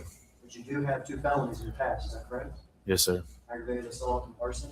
Yes, sir. And how long ago was that? 2008. That involved your ex-wife? Yes, sir. I want to ask you about another time you were in jail, okay? Yes, sir. March of 2014. March the 4th of 2014. Yes, sir. Did something happen that day? Yes, sir. All right, speak up loud. Tell me and the jury what happened. I was sitting there and a lady, Where were you sitting? I was sitting on a bench after court, just sitting there. All the inmates were sitting there. Waiting till the other inmates go to court and stuff. Is there like a room outside the courtroom where the inmates are locked up or whatever? It's just a hallway. Just a hallway? Yeah, we were just sitting on a bench, all cuffed. Okay. And a lady come out and said, "Does anybody think they're going to be able to bond out or go home today?" And I raised my hand, raised my finger, just joking. She said, "No, Mr. Cooper, you're going to go to O'Brien County. You got a hold." Okay, so let me interrupt you. Woman comes out, is anybody going to go home today? Is anybody going to bond out or get time served or whatever and go home today? Yes, sir. You raised your hand, but you knew you weren't going home today. No, I knew I wasn't going. Did you say it was a joke? Yeah. And she told you what? You have a hold in O'Brien County. Okay, a hold means they want you in Albion County for something, is that right? Yes, sir. So that means that if you left their jail, you'd be going to a different jail, Yes, sir. to the Albion County jail. Yes, sir. After she told you that, did anybody say anything to you? Zachary Adams was sitting there. Did you know Zachary Adams? No, sir. So before that day, is it fair to say you didn't even know who he was? Yes, sir. I didn't know him. Never hung out with him? No. Nothing like that? No, Oh, sir. whispering All right, rocks, back at it again. He said, "You going to Obion County?" He said, "You know who I am?" I said, "No." He said, "I'm Zachary Adams. I'm the Holly Bobo murder case." I said, "Oh." And he said, "Is there any way you can talk to any inmates when you get there on the federal side?" And I said, "I don't know, maybe through the door." Let me interrupt you, okay? When he asked, is there any way that you could talk to other inmates there on the federal side, what is he talking about? It's a federal holding facility. It holds the federal inmates. Okay, so Lyon County has prisoners like you, but it also may have some prisoners that are federal defendants. Yes, sir. Is that correct? Yes, sir. He asked you whether or not you're going to be able to talk to them. Yes, sir. So what'd you tell him? I said I might can. If I'm in F pod or E pod, maybe through the door. You know, I might could talk to him. Okay. You know, can't really remember what name he told me, but he told me it was his brother. He said, "You tell him if he don't keep his mouth shut, I'm gonna put him in a hole beside her." Beside who? Holly Bobo. He told you, and he said a name you can't remember, but that it was his brother, Yeah, he said it's my brother. and he better do what? Keep his mouth shut before I put him in a hole beside her. Or put him in a hole beside. Yes, What sir. would you say to him? I told him he better quit talking to me, and Oh, I'm sure that's exactly what you said. I said a few cuss words to him, and he shut up. These And are they come back definitely and not like he the went into snitches court we and got saw his in bond. Adelson. That's for sure. You said some cuss words to him? These are Yeah. the more What's his typical cuss words? caliber. Because it hit me wrong, so it made me mad. You threaten him?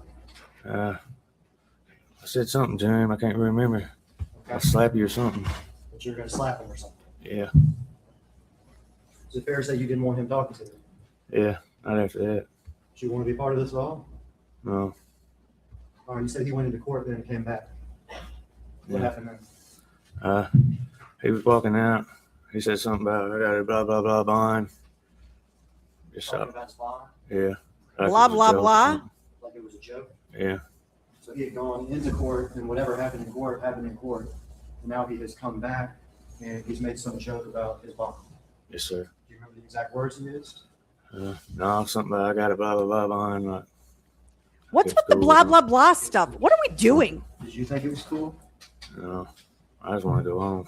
You just want to go home. Yeah. But you weren't going home, you were going to Lyon County. Yeah. Did he make any other statements back there with you about the case? That's what I remember. Okay. It's been And were some there any other people back there with you when this happened? Yeah, there's a couple people sitting there. Would it be fair to say there were other inmates? Yes, sir. Did you personally know any of those other inmates? No, sir. All right, so you hear Zach Adams ask you, will you be able to talk to federal inmates in Lyon County? You tell him maybe. Yes, sir. He tells you to get a message to his brother. Is that correct? Why don't we Lie in a have hole testimony 2 next to and Holly 3 for the times? next search. Yes, sir. Is that right? Yes, sir. You hear him joking about his bond. We already heard Sir. this. So after you hear this, do you run to the police? Do you run to the police and try to get credit for this? See if maybe you can get out of going to Lyon County. No, sir. Whispering Rocks has this really bad habit of just repeating the same things over and over. His opening statement was the same way. He kept saying the same things over and over again, which I thought he was doing for effect. But now everyone he questions, he does this with. It's like we've already heard this. And why she isn't objecting to asked and answered is beyond. Well, I mean, I know why she isn't, because she is beat down. Instead, how did the police find out about this? I was talking to my old lady because I was sort of stunned about it all. You mumbled that to say it again. I was sort of stunned, so I was trying to tell my old lady, like in a secret way, in court or on the phone, about what happened in court. All right, so right after you got out of court, did you call your old lady Yeah, sometime that day. Can you and you try to tell her what please you heard? call her Yeah, your I can't girlfriend, believe what this dude Wife? said to me. fiance? And the police must have been listening to that, right? Why are we saying old Yes. lady? So they came to you. Yeah. And when they came to you 9 days later, did you tell them the truth, just like you told us today? Yes, sir. Have you ever received anything in return for this? Not yet. No, sir. Have I ever done anything for you? No, sir. Has Not anybody ever you. done anything for you? No, sir. You're serving time because you didn't pay your fines and you missed some probation meetings. Yes, sir. Be fair to say nobody's helped you? Nobody's helped me. That is the biggest deer in the headlights look ever. Like, just tell me what I'm supposed to say and I'll say it. Okay.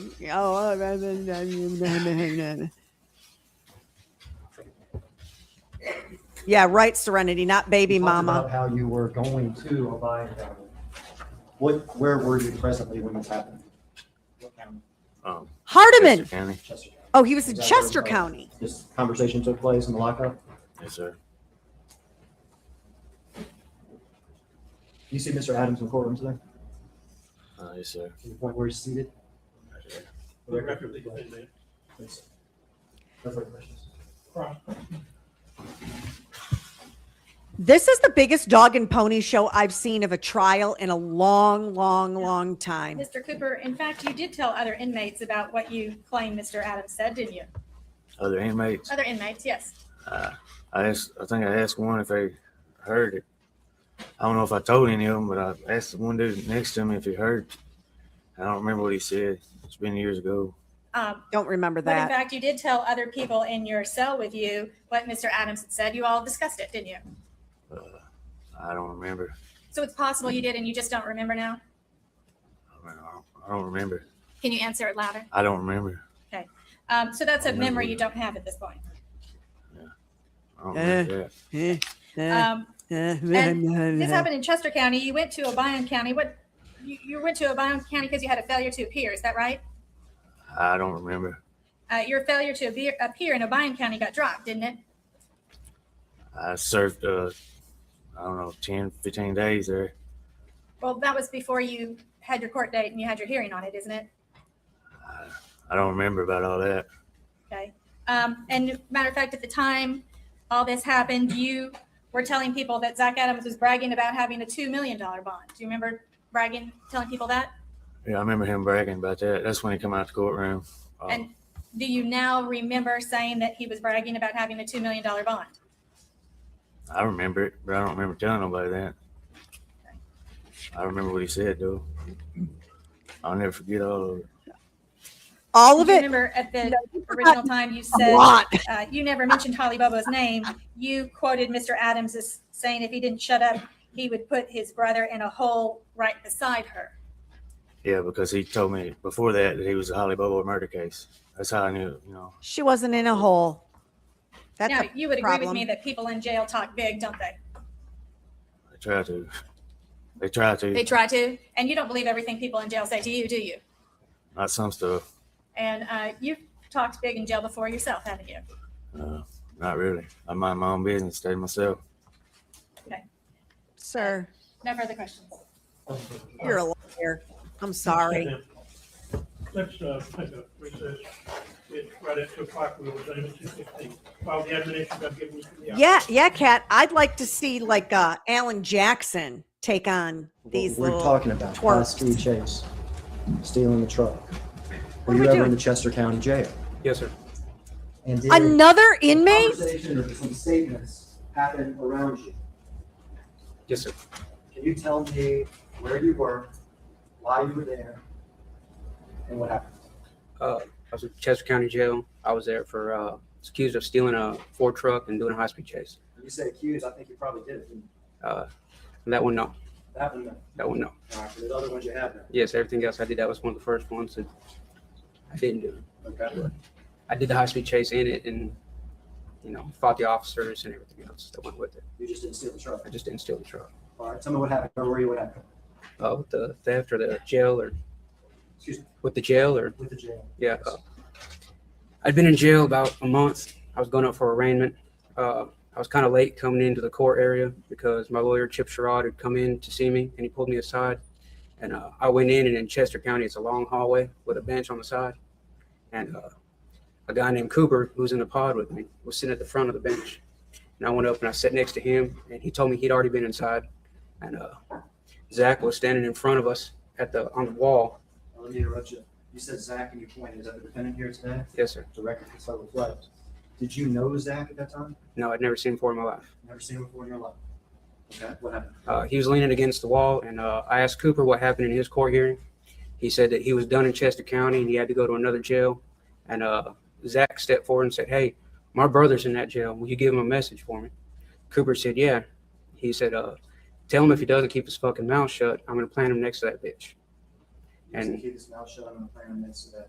Yeah. And That's a Cooper completely different looked statement. taken aback and asked him, "What's up with that?" And he's, "Oh, my brother, he's telling on me," and went into. Me and Cooper talked for about 5 minutes about my bail. I had $1 million bail.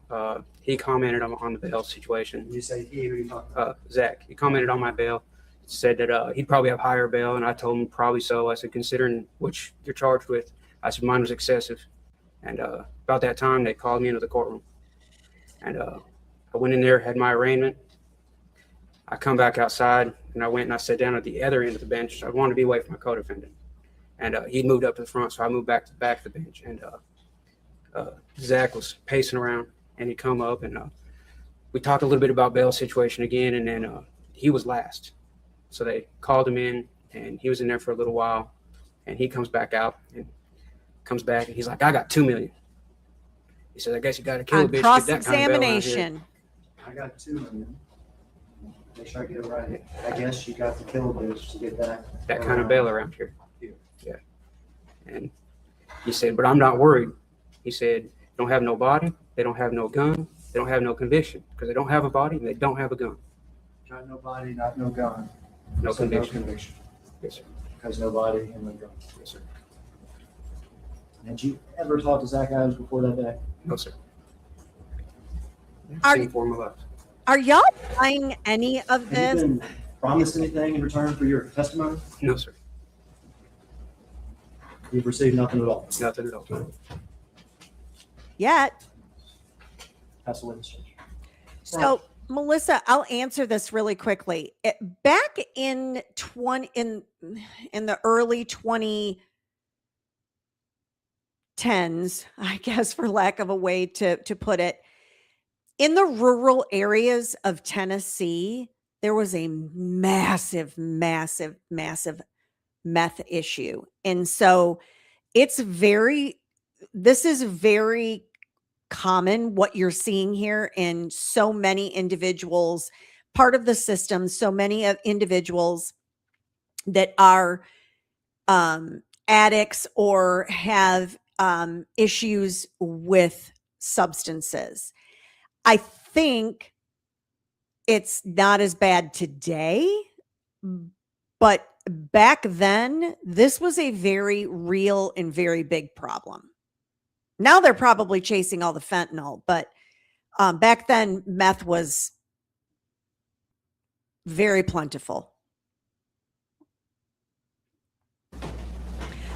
And I agree with you, Kat. Yeah, it's not incriminating, and to come out and say you got to kill a biddy in order to get this kind of bond. Yeah, I mean, like, I don't. Yeah.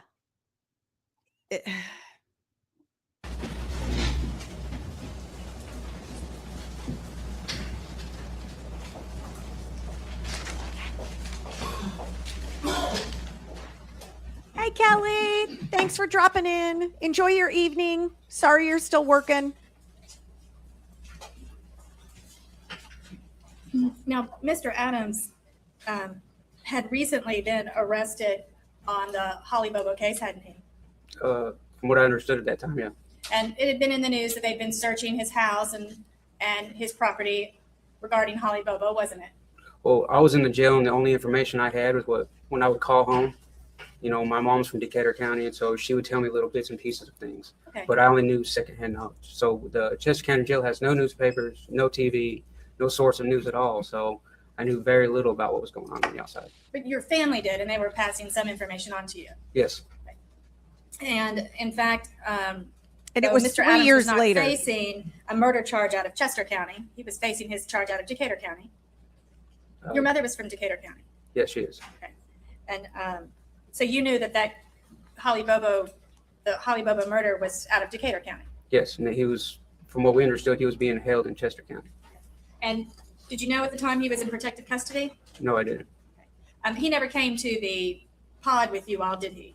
No, they had him in a special pod towards the front of the jail. Just a special single cell right there by the main office. Yes. And people in jail, they talk big, don't they? Yes, they do. I mean, in a way, you want to kind of talk big to protect yourself. We brag. Okay. And it would not be uncommon for somebody who's possibly in protective custody to want to brag and protect themselves more than others. Would you agree with me? Yes. No further questions. Anything else? All right. That's how I see it. Yeah, that's perfect. Sorry, you're next. We can offer evidence this time, a certificate of authenticity with regard to documents that have been marked for identification previously. The Facebook Adams of Mr. Zach Adams, Exhibit 62, for identification through the witness Rebecca Earth. We have a certificate of authenticity and we introduce one page of those records, page 184, and pass those two things forward to the court. Yes, Your Honor. Okay. So you want to file as an exhibit? Yes, sir. All right, the.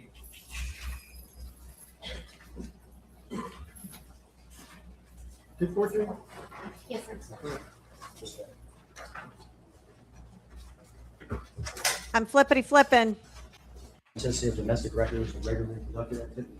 I've met Jarvis, certified and employed by Facebook Inc., headquartered in Menlo Park, California.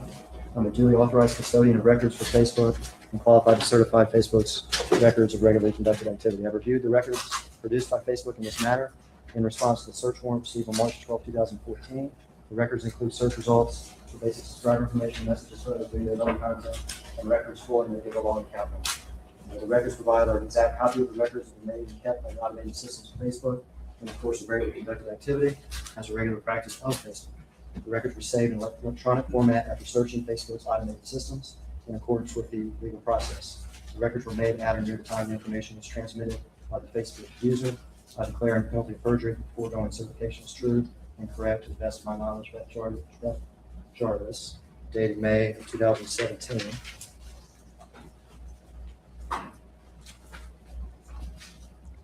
Ay, ay, ay. All right. What's this big gotcha moment? It's a Facebook picture entitled "Who Am I Looking For?" from Zach Adams' Facebook.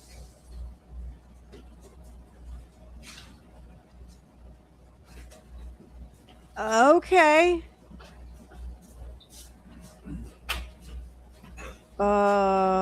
Is this supposed to be some big Christopher Swift. mic drop moment?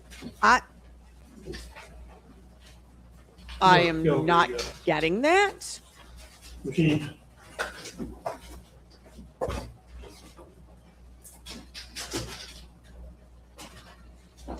Okie dokie. You got it. Yes. All right, state your first and last name, spell it for the court reporter. Chris Swift, Chris SWIFT. Good afternoon, Chris. Afternoon. I want to talk to you first about your past a little bit. You have a couple of felonies over the years. Oh my gosh. What have you pled guilty to over the years? I've got a forgery. I've got Forgery. third-degree rape, attempted spousal rape, and aggravated assault. In those Your cases, voice is kind of trailing off. Can you speak up, please? Yeah, Yes, sir. please say those convictions loudly for Third-degree rape, everybody to hear. Forgery, attempted spousal rape, and aggravated assault. you're currently on the SOR, sex offender registry, and probation, is that correct? Correct. Well, what are you doing now? What's Uh, your life like? well, now I'm a foreman at Jones Brothers contracting, I'm sorry, you can speak up just a little bit. Maybe you can use the microphone. Hey, working at for Jones Brothers Jones Brothers? Yeah. What is that? What do you do there? with heavy excavation construction work. And did you say you were a foreman with them now? Yes, sir. Okay.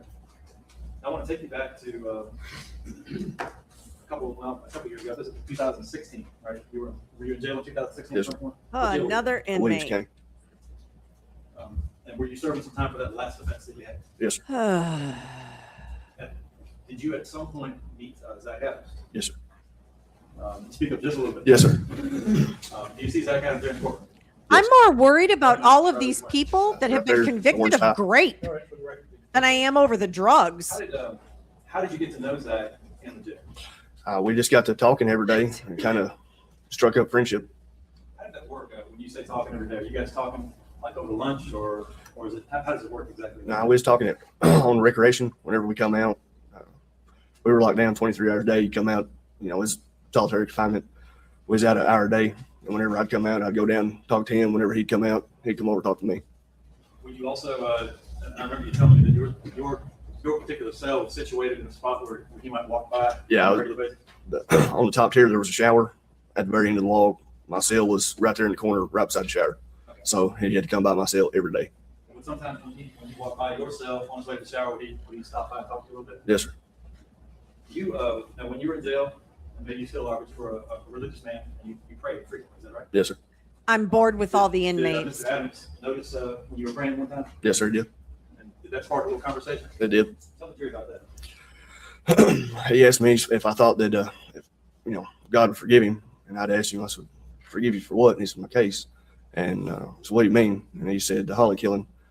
And I just, told him, I said, yeah, God will forgive you for everything. It says in the Bible, forgive you your sins if you just ask for forgiveness. And he asked if I'd pray for him. And I said, yeah. So he saw you praying. Were you actually praying when he saw you? Yes, And he asked you was this when you were in your cell? correct, And he asked you if God would forgive him. correct, And you asked him why. And he said, for the Holly Bobo killing. correct. What else did he say? He just wanted to know if I'd pray for him. Did you pray for him? I did. Did he talked to you a little bit more about the Holly Bobo killing and rape? Didn't he? He did. Was it that same day? No, sir. It was over a period of time. So tell us what he told you the next time. Did he talk to you the next day or the next week? Or It was the next day. It was over, a couple of day period here. That, he wasn't involved in the killing, is how he worded it. He said, I wasn't involved in the killing. I was involved in the worst part of it. Okay. And I didn't press him for anything further. Didn't really want to know any of that. You read my mind, Kat. I was just sitting here He'd let me thinking the know exact that, same it thing. was some Why boy that would hung you tell himself. everybody and under the sun guess it was how his brother, remorseful you were, but that was not involved in plead? the killing, is what he said. Okay. Did he mention the rape? Yeah, he said that they were in a back room having sex with her. So Who was the back and half his brother and some boy that hung himself. And did he say something went wrong? Yeah, they said something went bad wrong, and he said he was involved in the worst part of it. He was involved in the worst part of it. But he didn't tell you specifically if the part that he was involved in was the rape, or if the part that he was involved in was the kidnapping, or if the part that he was involved in was the murder, No, sir. or if the part that he was involved in was the disposal of the body. Correct. And he He just didn't told you that he was involved in the worst part. in the of worst part of it. And it. he wanted to be forgiven for that. Correct. All he said was he wasn't involved in the killing. Now, what did you do with this information? I sat and thought about it for a couple of days about what I should do about it, and then my lawyer would come visit me and told my lawyer about it. And he, I guess, contacted the district attorney or TBI or someone. And did TBI come talk to you about it? They did. How long did they talk to you about it? It's about 15, 20 minutes. And did you tell them what you remembered at that point? I did. To an extent, I was pretty nervous. Is that kind of the only time you talked to them about it? Yeah, and then I met with someone else and discussed it with them as well. Now, you indicated also that there was a time when you thought that Zach was going to come have a visit with his lawyer or something like that. Yeah, his attorney had come visit him, and he come back and he was pretty depressed, and for about a week or two. Before that, though, I want to go take you a little bit before that. Okay. Did he ever tell you a little bit about what he thought about the case? Yeah, What did he tell you he thought about the case as far as the strength of the case? he said as soon as the trial was over, he was going home. They didn't have a body, they didn't have a murder weapon, nor a motive. No body, no murder weapon, no motive. So he thought that when he went to trial, he'd be going home. Correct. Then I guess he had a meeting with his lawyer, and then you can go ahead and tell us about Yeah, that. he had a meeting with his lawyer and he come back, and he said it didn't look good. He said it didn't look good for him, and that he didn't go into any more detail than that. After that meeting with his lawyer. Well, that was did he talk prophetic. much more to you? And not really, not a whole lot about the case. He had another meeting with his attorney, and whenever he come back, he was pretty depressed, and he looked at me and was like, I said, well, it sucks being depressed. He looked at me and said, yeah, maybe I should just pray about it. And was that one of those conversations where he was on his way to the shower and he stopped by Correct. yourself? Yes, sir. How did you take that when he said that to you? As a threat. Were you nervous because you were What? still in the same area that he was at this point? Yes. Did they finally move you out of there? Yes. What On Let earth? me ask you this, Chris. When you first went to ZBI, when you first told everybody what happened, why did you tell them what happened? Seemed like the right thing to do. You asked him for anything for your testimony here today? No, sir. Did you get anything from your testimony here today? No, sir. I missed a day's worth of work. And you, in fact, when this all first began to happen, your deal, Thank whatever it you. was that you got for the crimes that you committed, was already set. Correct. And it didn't change it, did it? No, sir. So you served whatever time you were supposed to serve, right? Yes, sir. And you got out of jail on the probation, correct? Yes, sir. Did Zach Adams contact you subsequent to that? Yes, sir. He called me from another inmate's PIN number and was just, asking how I was doing, how I felt being out. And, so good. I'm real proud of you. And then he said, I probably wouldn't be talking to anybody else. He said, you take care of yourself, and then hung up. Okay. I probably wouldn't be talking to anybody else. Now, based on what you knew about Zach Adams, what you learned about him, spending time in prison with him or jail, did you take that as a threat? Yeah. I sure did. So now he's intimidating witnesses. Did he ever Oh, mention to Zach. you, and I'm going before that last conversation, the phone call you just mentioned, where he said I probably wouldn't be telling anybody else about it. Did he ever mention to you what kind of sentence he might get? He said he was going to get the death penalty.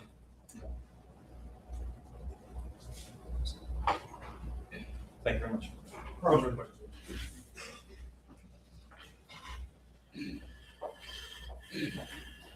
Come on, good Jennifer.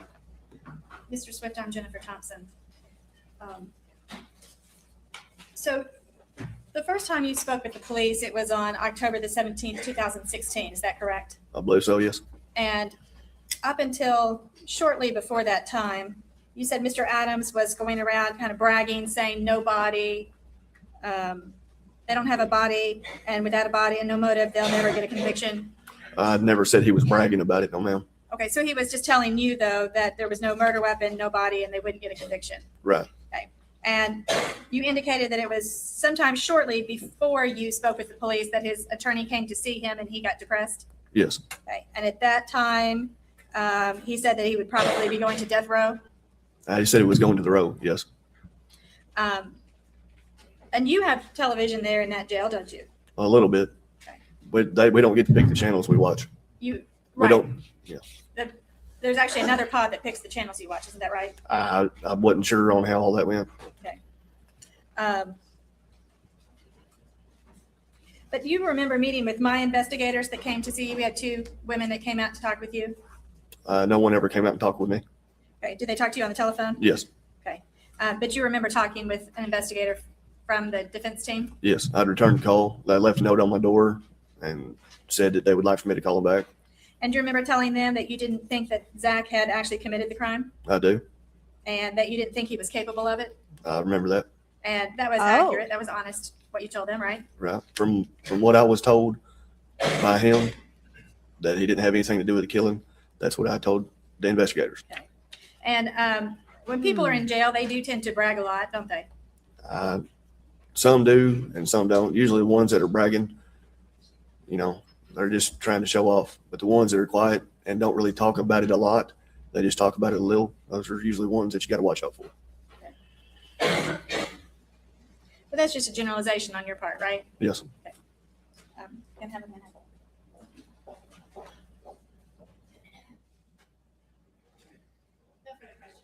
Anything else?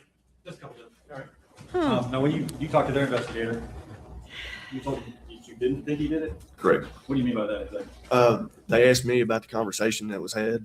and between, Zach and I, conversations that we'd had, and they said, well, do you think he done it? I said, well, according to what he said, no, I don't think he done it. And what little time I knew him, he didn't seem like he'd be capable of doing something like that. According to what he said, which was, he told me he was involved in the Holly Bobo case. He said he was involved in the worst part of it, which you don't know. You've already testified you didn't know what that was. Right.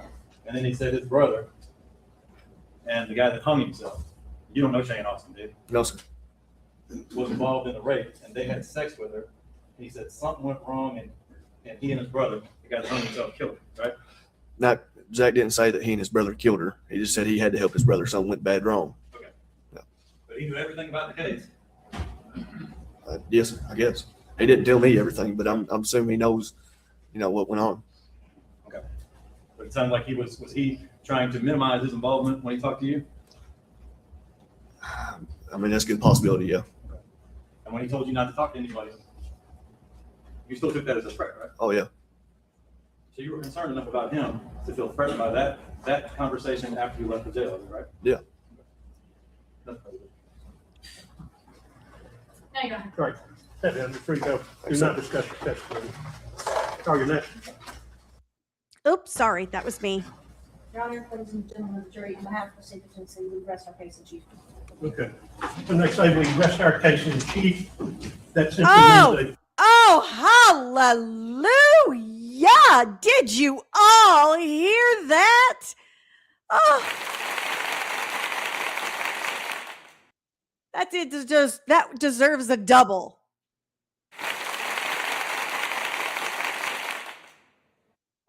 Woo-wee! All righty, so now we're going to get the defense case. That was like a How come Dylan never testified? I thought for sure they'd put Dylan up to testify. What? All right, let's keep watching. finish their proof and their case in chief. As I told you at the outset, they have the burden of proof. The defendant is not required to prove his innocence or to prove anything, but they can present such proof as they wish or desire. We're going to take a 15-minute recess at this point, and we'll continue. We're not. Yes, KS Granny, the state rested. But we have not heard any type of corroboration. And as far as criminal, the evidence is insufficient to sustain a conviction is solely based on the uncorroborated testimony of one. What about the two other witnesses that said they heard Zach say words to the effect of hitting it, right. it, and then they used the word that is the street name for what hitting it was. You had two separate witnesses that said that. Right. Well, we say that they were presuming what Zach meant by that, but he didn't specifically refer to rape. He just said hit it, and both those witnesses said that they presumed what he meant was sex with Holly, but that's not exactly what Zach said. So I say that that's not corroboration. I think it's pretty clear from the context that that's what the reference was, or at least one that the jury could draw. Yeah. As far as the kidnapping, Your Honor, there's no evidence that she was forced to go anywhere. The description specifically was not that of Zach Adams, that Zach Adams at the time was tall, thin, had dark hair. He has dark hair. The person that was mentioned was approximately 200 pounds, and had was dark hair, length of the identified shoulder, by Clint B. Terry was Britt. between 5'7", I can't remember, something up to 6 feet tall. So I say that doesn't match the description of Mr. Adams. Court's constrained to observe that I'm probably Thank going to you. have charge facilitation, which is my least favorite charge in our pattern instructions, but probably as all offenses. I'll just go ahead. I'm keeping an open mind, let the parties. As far as forcible abduction, I think the finding of blood there, the description of what the brother saw certainly supports that. And as far as the murder, we have Jason Autry's testimony, but there's not corroboration from another source as to corroborate the homicide, Your Honor. Y'all know I have a thing about words. Good, Jennifer. I really like you. It's corroborate. Corroborate. Not, don't get on Hanky Spanky's bandwagon with the corroborate. That wascally wabbit. Corroboration, the cell phone guy was pretty direct, and placing things at various places to corroborate the testimony of Mr. Autry. So your motion for judgment of acquittal will be overruled as to each count. State wish to add anything else? It sounds as though the court's already made up their mind, so I will not. Well, okay. I don't even take a lot of notes, and I've got a lot of information. Okay, let's bring the jury in. What? Okay. And Melissa, I would All right, call absolutely your first witness for the not want to see a directed verdict here, because that would mean Judge Jack Wagon McGinley would be the one that would be deciding everything. That would be awful. defense, please. Yes, Your Honor, the defense calls Rita Austin. Rita. Rita All Austin. right, Rita Austin. Raise your Woo. right hand, please. Solemnly swear the testimony that the defendant is the truth, the whole truth, and nothing but the truth, so help you God. Yes, I do. Be seated, state your first, in the witness chair, state your first and last name, and spell it. I bet this is Shane's mama. Rita Austin, Rita Austin. Oh, hallelujah. She can And speak Ms. into the Austin, are you microphone. related to Shane Kyle Austin? Yes, Jimmy Austin and I, Rita Austin, have a son named Shane Kyle Austin. Okay. And can you tell us, back in April of 2011, where was your son living? Shane was living at 30 Yellow Springs Road in Holiday, Tennessee. And where was that? What kind of residence was It is that? a trailer about 2 miles away from our house at 790 Pew Road. Can you speak up just a little, because your voice is trailing off? Okay. Where do you live? I live at 790 Pew Road and Shane lived at 30 Yellow Springs Road, which is about 2 miles away. Okay. And his residence, how did he come to live in that trailer? How did you come to own it? Jimmy and I purchased this trailer to move him out of our house into his own residence. Okay. And what about the items at the house? Me and his dad. Okay. And so are you familiar with the items he had at that house? Yes, I am. Okay. So tell me about quilts that Shane would have had at that house. Can you I don't know tell what the jury happened. about that? Shane wouldn't have had any quilts at that house.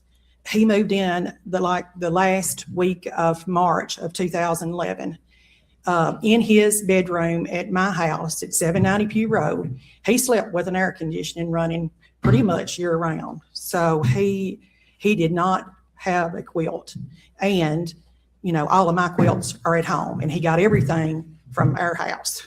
He didn't go out and buy anything. He didn't That have any explains money why to buy satellite was being so to connected. speak. He just Okay. moved in there. And Okay. tell the jury about a burn barrel that would have been at that trailer. Shane didn't have a burn barrel at his trailer. The way that we did his garbage, my son-in-law worked for a cooling tower company, and they brought a brute container that had a lock and top on it, and it was put at the foot of the trailer where that hitch lock is, and it was put right there and had a top on it. His neighbors had dogs, and so that was what we did. And we live in the country, rural country, and we don't have any garbage service. So me and my husband, Jimmy, would pick up his garbage when we took our garbage out and away. Okay. Which way am I supposed to look? That's fine. Yes, look at the jury. Okay, And it's a balance with that microphone being too close, and it kind of gives a little bit of a puff too far away, and it's hard to hear. Okay, okay. If I'm not doing good, tell me. That is absolutely correct, Melissa. If we had any sort of semblance of a judge that knew right from wrong and up from down, but we don't. So yeah, in this case, it wouldn't have mattered. Now, if we had Judge Bradbury, I think things would have been different. And then let me direct your attention to the property, the driveway. Did the driveway have a gate? No, the driveway did not have a gate at that time. We did put a gate and a fence up, and it was June of 2011 after we bought Shane a puppy. Okay, and then as another background matter, would you tell the jury about your mother, Juanita Hickerson? My mother is Juanita Hickerson. She passed away on March 11th of 2011. Shirley King, which is Jason's mother, is my sister.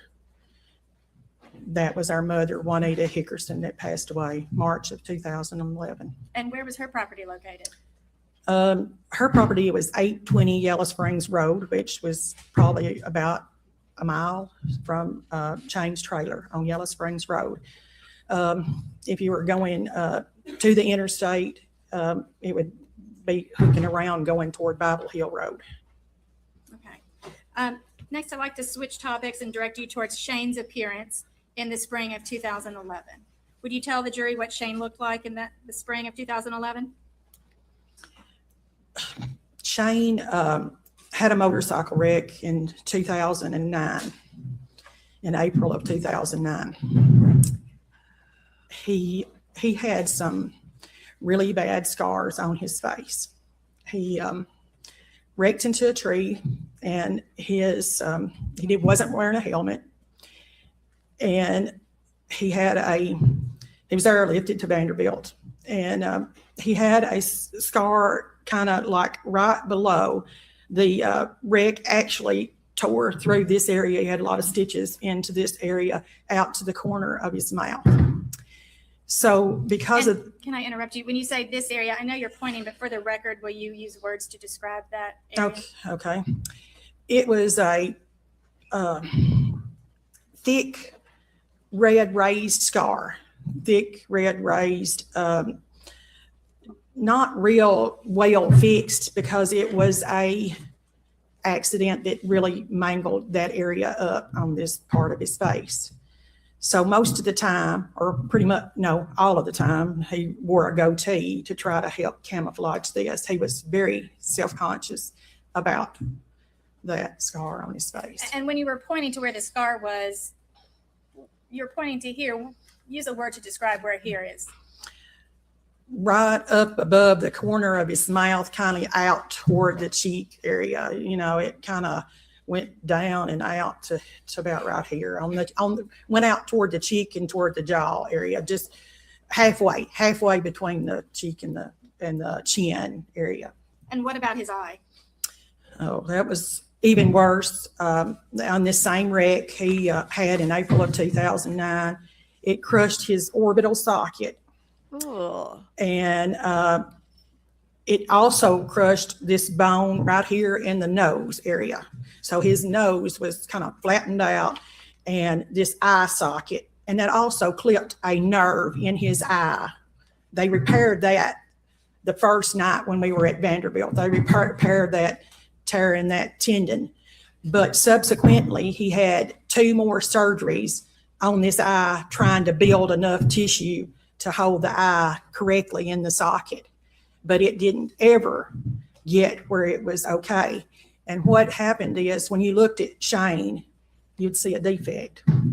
He had beautiful blue eyes, but what is happening in this courtroom with his banging everything eyelid hung around? down enough that you could see the white underneath his eye. You could see that all the time. And anybody that looked at him, that would be one of the first things that you noticed, is his eye wasn't right. I've even had a friend ask me. No, no, section you're saying. Okay, it's not important what the friend said. Okay. Let me ask you about the goatee. You mentioned a goatee. Did he have a goatee in April of 2011? Yes, we have some pictures that had that in it. Yes. Okay. Okay, let me ask you about Shane's transportation, his truck. In April, around April the 13th of 2011, what kind of transportation did Shane have? Shane didn't have any working transportation. He had a truck parked behind his house. And if you could ever believe this story, it's another last week of March of 2011. Shane had a Chevy S10 truck. He was coming home from 641, going toward his house at 30 Yellow Springs Road. He lost control. He spun the truck around and slammed into a telephone pole. That messed the whole frame of the truck up. It drove the passenger side, and at the bed of the truck, it hit between the passenger and the tailgate. Drove that chair on the passenger side all the way in to the console on the passenger side. Because he hit that like that, the top of the telephone pole broke in half and hit the top of the cab and messed the cab up. They got the truck off of the telephone pole, and it was like it was driving sideways down the road. He got it over to his trailer, parked it behind his trailer, and that's where the truck was.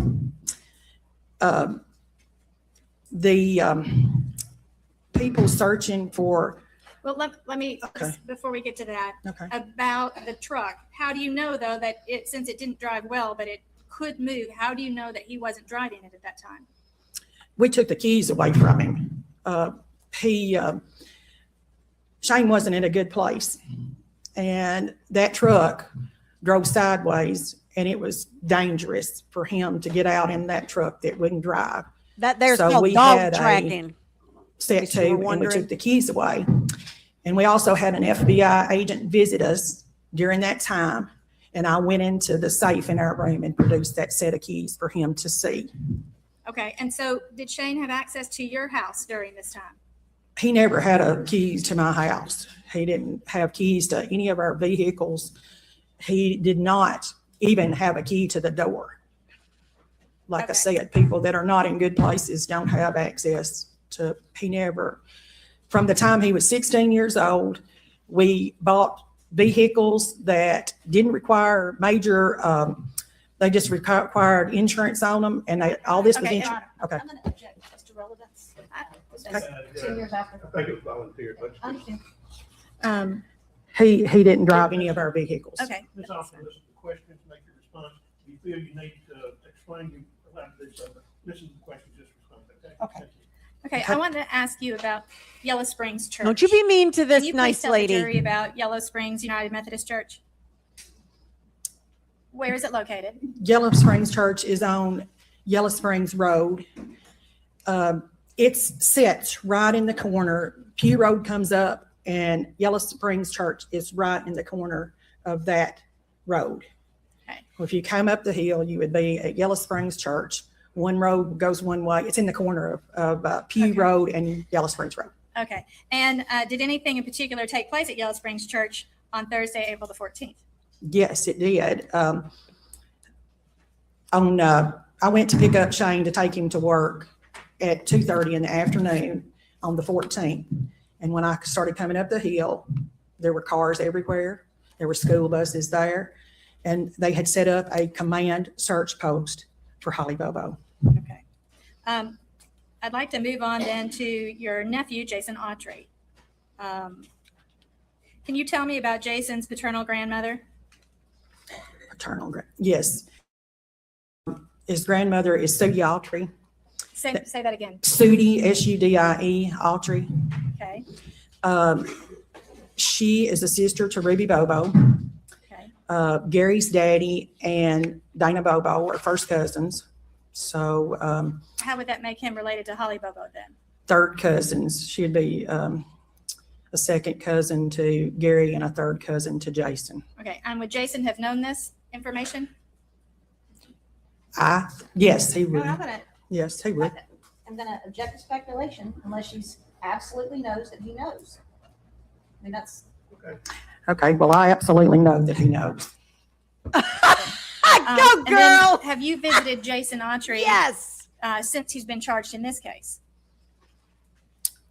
We began, I don't know for sure if he was charged in this case, but he was in jail in Decatur County, and we went to visit him every week. Some of our family, it not be me every time, but every week we went to see him at the jail. Sometimes we'd even take Isabel Hickerson, his great aunt.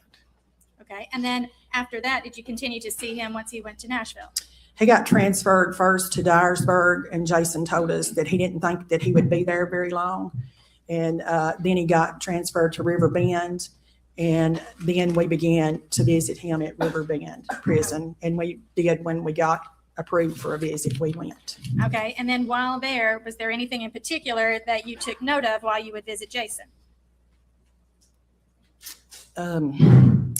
One time when we visited Jason, he had a copy of a report about some pink underwear. And I was elated. Pink underwear. He stuck it up on the window, and I was elated that he had this report because it said none of the. Objection. Okay. Okay, so, I don't think it's really an issue. We've had other testimony, so let's right, kind of get. to the okay, point. but that was some evidence in this case? Yes, it was. And were there other times that he shared evidence in this case with you? Only that same time he told us that she had been shot, and he. Your Honor, I'm going to object to what he told her. It's hearsay. I'm not objecting to what she said or saw or witnessed, like the report. What Jason said to her hearsay. Well, but Your Honor, I'm not trying to offer it for the truth of the matter. I'm trying to offer it to show that Jason had knowledge, that he was in possession of discovery in this case. I'd asked Jason specifically, and he had denied some of that. And so this is some impeachment. One, it's impeachment. And two, it goes to show his knowledge, not whether or not it's true. I'm not offering it for the truth of what was said. I think that's exactly what he testified to. Go ahead and answer. Okay, so He told us that she had been shot through the back of the head, and the bullet had come out on the right side, right under her right eye. He said at the scene there was 3 bullet casings, a 308, a 380, and a 410. Okay. You know, what discovery he shared with them. Okay. We can spend the rest of the afternoon, probably. Sir, It just shows he's getting discovery through his attorneys. The only thing that shows. sir. Let's go. And so the Greenway Hi, under the Sonia. Interstate 40 bridge, have you ever been there? Yes, we walk our dogs at different places. The river and under this Tennessee River Bridge is very beautiful area. And how would you describe that area? It's a national refuge, and you come in a 1-lane road into the refuge area, and you drive around a body of water, and then you go over a body of water that's called Tie Yard. I don't know if you're a fisherman, but that's Tie Yard. And then you go on following the road, and you go out to the main channel of the river, and that's the river bank where we walked most of the time with our dogs. Okay, and this tie yard, what's the water like there in the tie yard? Well, we didn't walk near, you have to cross over this, okay? There's a spillway, and you have to cross over it to go on into the river. But it's grown up, it's got big rip-rappy rocks around it, and it's all grown up except a little place where you can pull in and people fish there. They go in there and fish. It's really good fishing area. And even Shane and Jimmy fish there. It's not a, so that water is backwater. Sonia, yes. Everybody in the state of Tennessee knew about this trial. I lived in Tennessee at the time of this trial. I knew about it. Ridiculous. Backwater, like backwater, dark, dank looking water. It's not fresh water. Okay, and then we've heard some talk about Shane and Shane's suicide. Can you please tell the jury kind of some of the surrounding facts regarding Shane's suicide? This poor woman. Oh. Let's start with his drug issues. In February 23rd, 2015, Shane took his life. He was down in Florida trying to work and get his life straight. He was working on cooling towers. He began using drugs again. He was making $1,500 a week. And when we got his bank account, he didn't have but $200. So he was using a lot of drugs. And my son-in-law was his boss, and he fired him on Tuesday. He'd give him all kinds of chances trying to help him. And on Tuesday, he fired him. And Josh was going to bring him to the airport on Saturday. And Shane was so messed up at the airport that he didn't get on the plane with his plane ticket that we purchased. And Oh, no. so when he called us, before he lost his phone, he called us very messed up, very. And I don't want you to say what he said to you when he called you, Okay. but kind of what happened after that? The law Shane went back to the hotel where they had been staying, and he was mad. He was mad at Josh. He kind of kicked in some of the air conditioning stuff. The hotel man was called to do something with him, and Josh begged him to take him to jail. He said, please just take him to jail. And the man wouldn't do it. Shane had been down there for a month or more working and renting, and he said he would not press charges. So Josh loaded him up and took him to another motel and paid for it and told him to get in there and stay in there. And then we were in the process of going to rescue him, and we got down there, and he was in his room locked in, and he was dead. Okay. But he had a long struggle with drugs. Is that right? Absolutely. A long struggle with drugs. And his struggle with drugs, did that begin before or after Holly Bobo disappeared?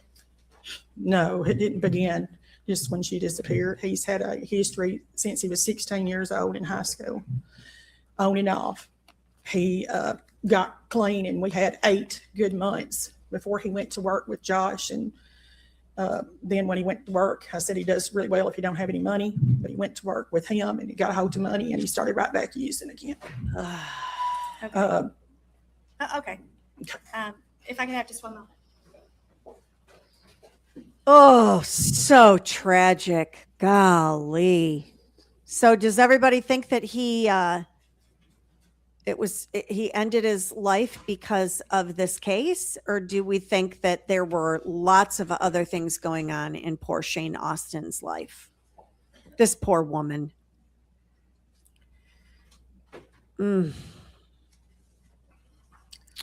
Oh, I can't see.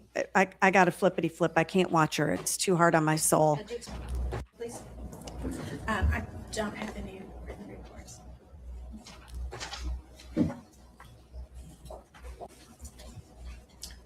Listening to you talk about Shane, it's fair to say that this drug problem had very much affected yours and Mr. Austin's life. Absolutely.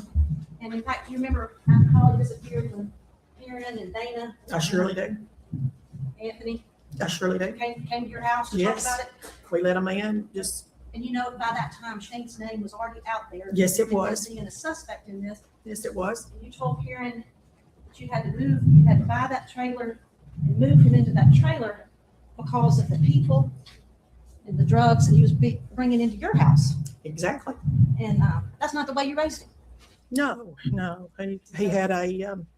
He had a silver spoon in his mouth. So to Why does this woman have to be right on top of the witness? She did not ask to approach. She is literally right up on the witness stand.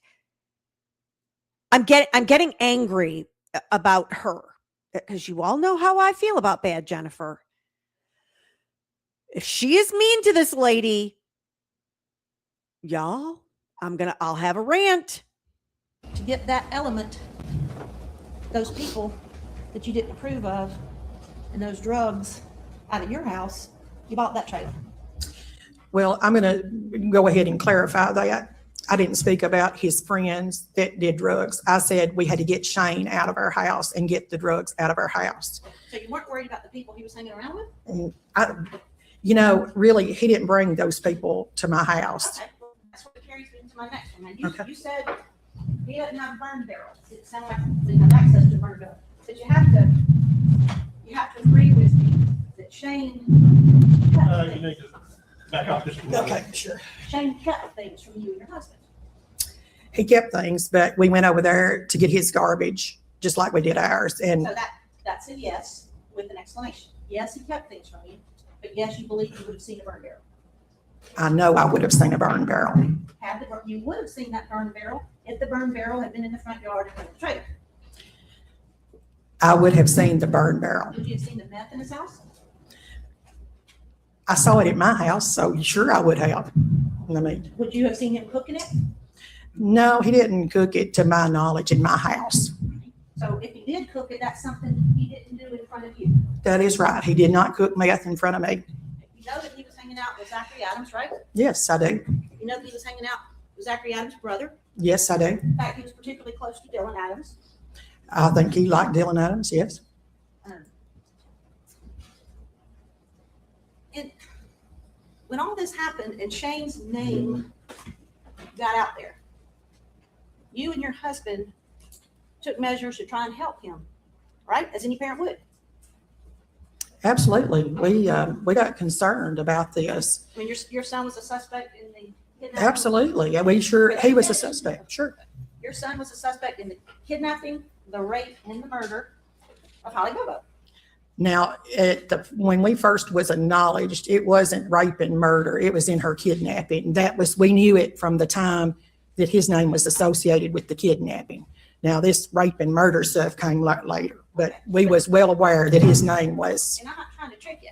Because Okay. as the case progressed, you did know that Shane was a suspect in both the rape and the murder, just like he was in the kidnapping. Absolutely. Okay, that's what I mean. I'm not trying to trick you. No, I wondering. just want to be as honest as I can be. I Gotcha. want this to be done. And you I bet and your she husband does. got an attorney for him, didn't you? We didn't get an attorney until 2014, Okay, my question was, you and your husband got an attorney for him. not till Didn't 2014. ask when. Well, that's too bad. Really? Really? You and your husband got an attorney, didn't you? Yes, in There you go. 2014. And his name is. Luke Evans. I gotta back That is that right. up. And your husband got Oh, an I love the 2014. spiciness of this got an attorney lady. for him, didn't you? As I can be, I want this. Oh, Absolutely. Okay, that's what I mean. I'm not trying to trick you. I'm just No, I wondering. just want to be as honest as I can be. I Gotcha. want this oh, to be done. y'all. And you and your husband got an attorney for him, didn't you? We didn't get an attorney until 2014, Okay, my question was, you and your husband got an attorney for him. not till Didn't 2014. ask when. Well, that's too bad. Well, Really? you and your husband got an attorney, didn't Yes, in 2014. you? And his name is Luke Evans, correct? That is right. He's a family member of y'all's, isn't he? Yes, he is. Evans negotiated with the DA at the time assigned that case. Yes. I'm going to object unless she has specific knowledge. She just said yes, so. And in fact, there were times when you were present at those meetings, correct? I was never present with Luke Evans and Shane Austin in any kind of discussions. Never. Did you become aware that your son provided information to the district attorney's office about, let me finish, about the kidnapping, the rape, and the murder of Holly Bobo? Your Honor, I'm going to object. May we approach? Yeah, this is not testimony I think she can get into. I'm aware that your son provided information to the district attorney's office regarding kidnapping, rape, and murder of Holly Bobo. I know that Shane and his lawyer had a meeting with the district attorney's office. What information he provided, I don't know. Good girl. Handwriting, though, with it. Absolutely. I hand you a document. That's your son's handwriting, isn't it? Yes, it is. I'm gonna ask you Y'all. to review, but don't read aloud. Y'all, we've officially reached it. It's taken until almost 8:30. But this woman keeps waltzing up there like this is her courtroom to do whatever she wants to. We've officially landed in Tales of the Bizarro world. Here we are. Here we are. Literally never even asked if she could approach the witness.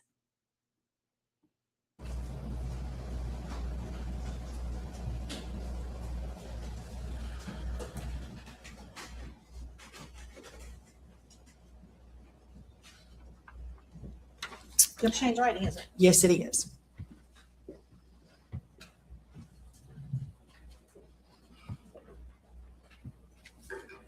Have you ever seen this piece of paper before? No, I have not. Did you ever discuss these things with your son? No, he had told me from day one. Objection. Your side. No, he did not. He didn't ever say that he knew anything about this case to me. And yet you just read 5 things in his handwriting that show you otherwise. Didn't it? Well, it doesn't show. I mean, you have to know what the questions was on that. You have to know the situation before you know he. You don't want to answer that question, do you, Ms. Austin?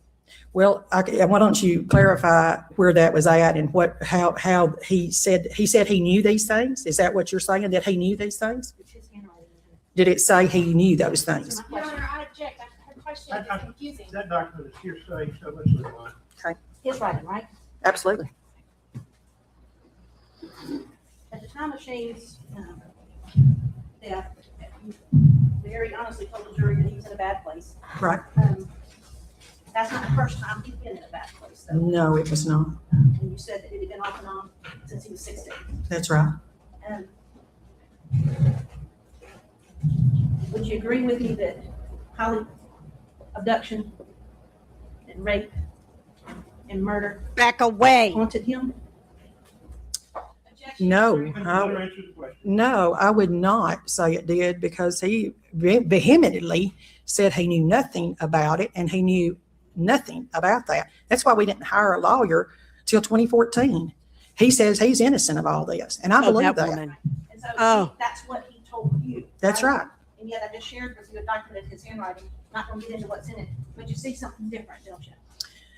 I see, Yes or no? I see, no- Your Honor, I- I object to this. She is entitled to a yes or no answer, and then if she wants to explain. okay, well, I'm going to say no then because I Does want that change anything for you? I want to say no because you haven't told me where he made those statements or where he wrote those statements. So, You don't have Rita- to tell me, you don't have to tell everybody what the statement says. Just tell me, it was this, I confess to this? I mean, did he confess to that?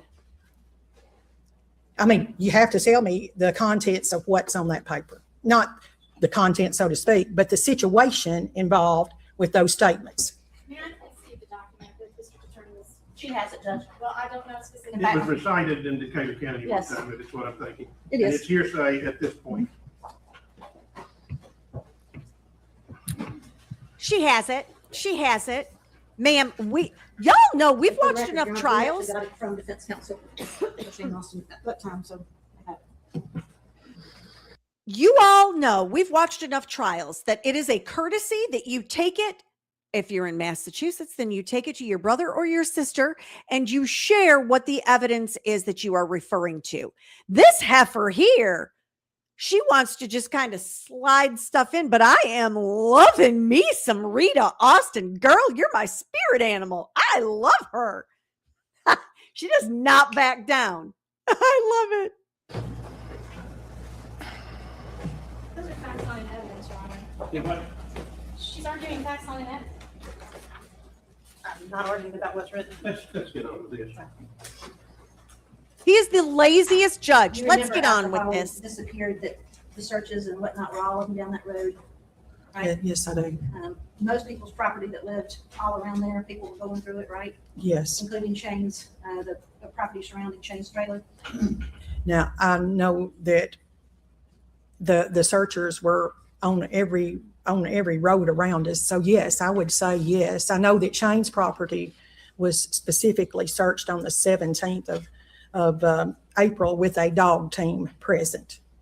And TBI sort of moved on, but they came back and started asking questions again a few years later. about Yes, Shane, correct? yes. And it was at that time that your husband painted the inside, outside of that trailer with lead paint, right? The outside is not painted with lead paint. We didn't touch that trailer until 2014. We decided that we may have to sell that to get money to defend him when it came back that they were starting to look at him again. And we decided at that point, we probably better be getting a lawyer. Up until that point, we thought, we don't need to get a lawyer. Makes Shane sense. went to coon hunt Saturday before Holly's disappearance, didn't he? Well, I didn't take him there. I did not take him there. And I did not see him there. And I worked that morning in the fish booth. But you know he admitted to being there at the coon hunt. Okay. Objection, she doesn't have. I don't have proof that he went. I didn't see him there. So doing the drugs, cooking the meth, going to the coon hunt, there are a lot of things that you didn't know about his life. Yes, that's correct. The judge didn't even pay attention to any of that was just The going night on. before Holly was kidnapped, you took Shane to the Double D to play cards and have some beers with his friends. Yes, Shane didn't drive anywhere, and we took him there every week to play cards. They So played how did he Texas get to Hold'em the on coon Wednesday hunt? night. My husband was working that night, and he ended up picking him up on the way home. And yes, I did. No, Sonia, he has not We have And you said on that the day that he ahead of us. disappeared, you picked him up from his trailer at 2:30 in the afternoon? No, that was Thursday, That's the day after? the day The after. day that the church, I think. you Yes, said that that's the before. day after. She disappeared on Wednesday, and I took him to Cards that night at, I would say, 6 o'clock, between 6 and 6:30. I think I made him a hamburger, took that to him, and he ate it, and I took him on down to the bar. Okay, just one more. Sure. This is, Sonia, just so you know, this is the You were first asked a number of defense questions about witness. Your sort of relatives and whatnot. Your mother had a barn across the street from the house, right? Yes, And that yes, she barn- did. And in 2011, that barn was in pretty bad shape, wasn't it? Yes, it was standing, but it was not in great shape, no. By 2014, 15, it was gone. I think actually in 2013, So by 2014 or 15, it was gone. yes, sorry. Why does she have to be so stinking hateful to everybody, especially other women? It was 2014 when things started heating back up. You said you painted the trailer because they were coming back around asking Shane questions and asking everybody questions about Shane. Right. No, that's not what she said. That's not what That's- she said. Right here, it's not- 2014 is, actually, we didn't touch that trailer until 2014. That sat there with Shane living in it on and off. And 2014, we decided that I'm probably going to have some money to pay for a lawyer. Do you remember if that was at the first part of 2014 or the last part?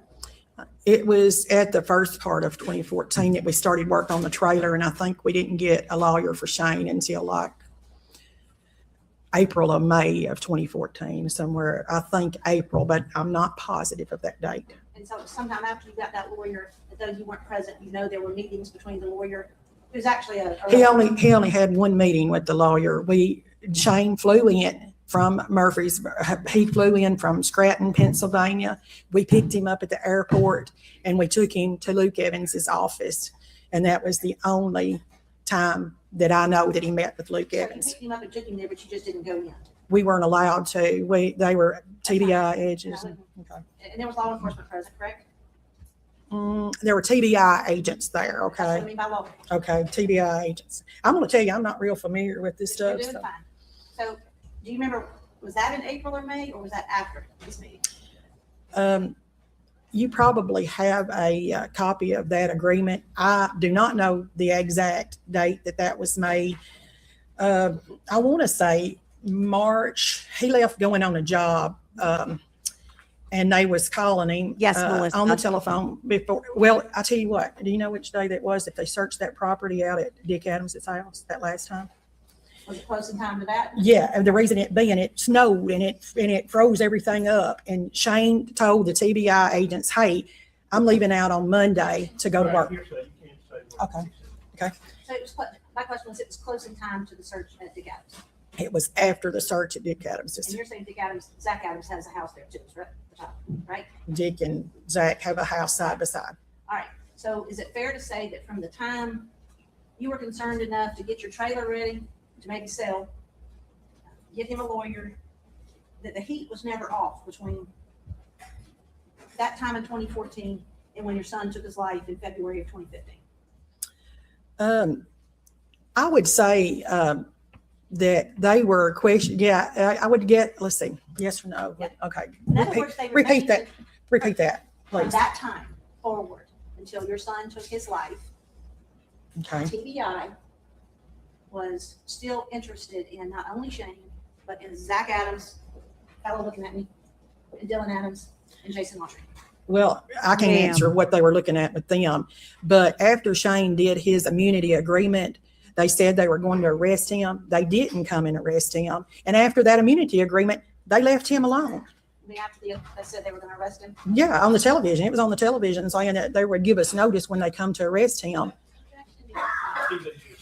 Oh, okay. Okay, And then but they didn't come. the drug usage got worse, correct? No, actually, for the last part of 2014, he went away to work. And It then, got worse. and then, when he went back at Christmas of let me get that right. When he come in at Christmas, I suspected he was using drugs. but he left again in January, going back to Tampa, Florida to work. And we hoped when he got back to work that he would be okay. But he started using again in November of 2014. That's when you started suspecting it. Right. Well, that was when I thought so. Yes. So my question was, and the drug use got worse at the end of 2014 until. And beginning in 2015, I would say it's escalated. Yes. I don't have anything else. Thank you. Further direct. No, Your Honor. Right, step in. Oh, she should have absolutely redirected. Oh, your next, She can stay in the courtroom, right? if you want, yeah. Yes. It was not. Judy Evans. Melissa, it was not. He hanged himself.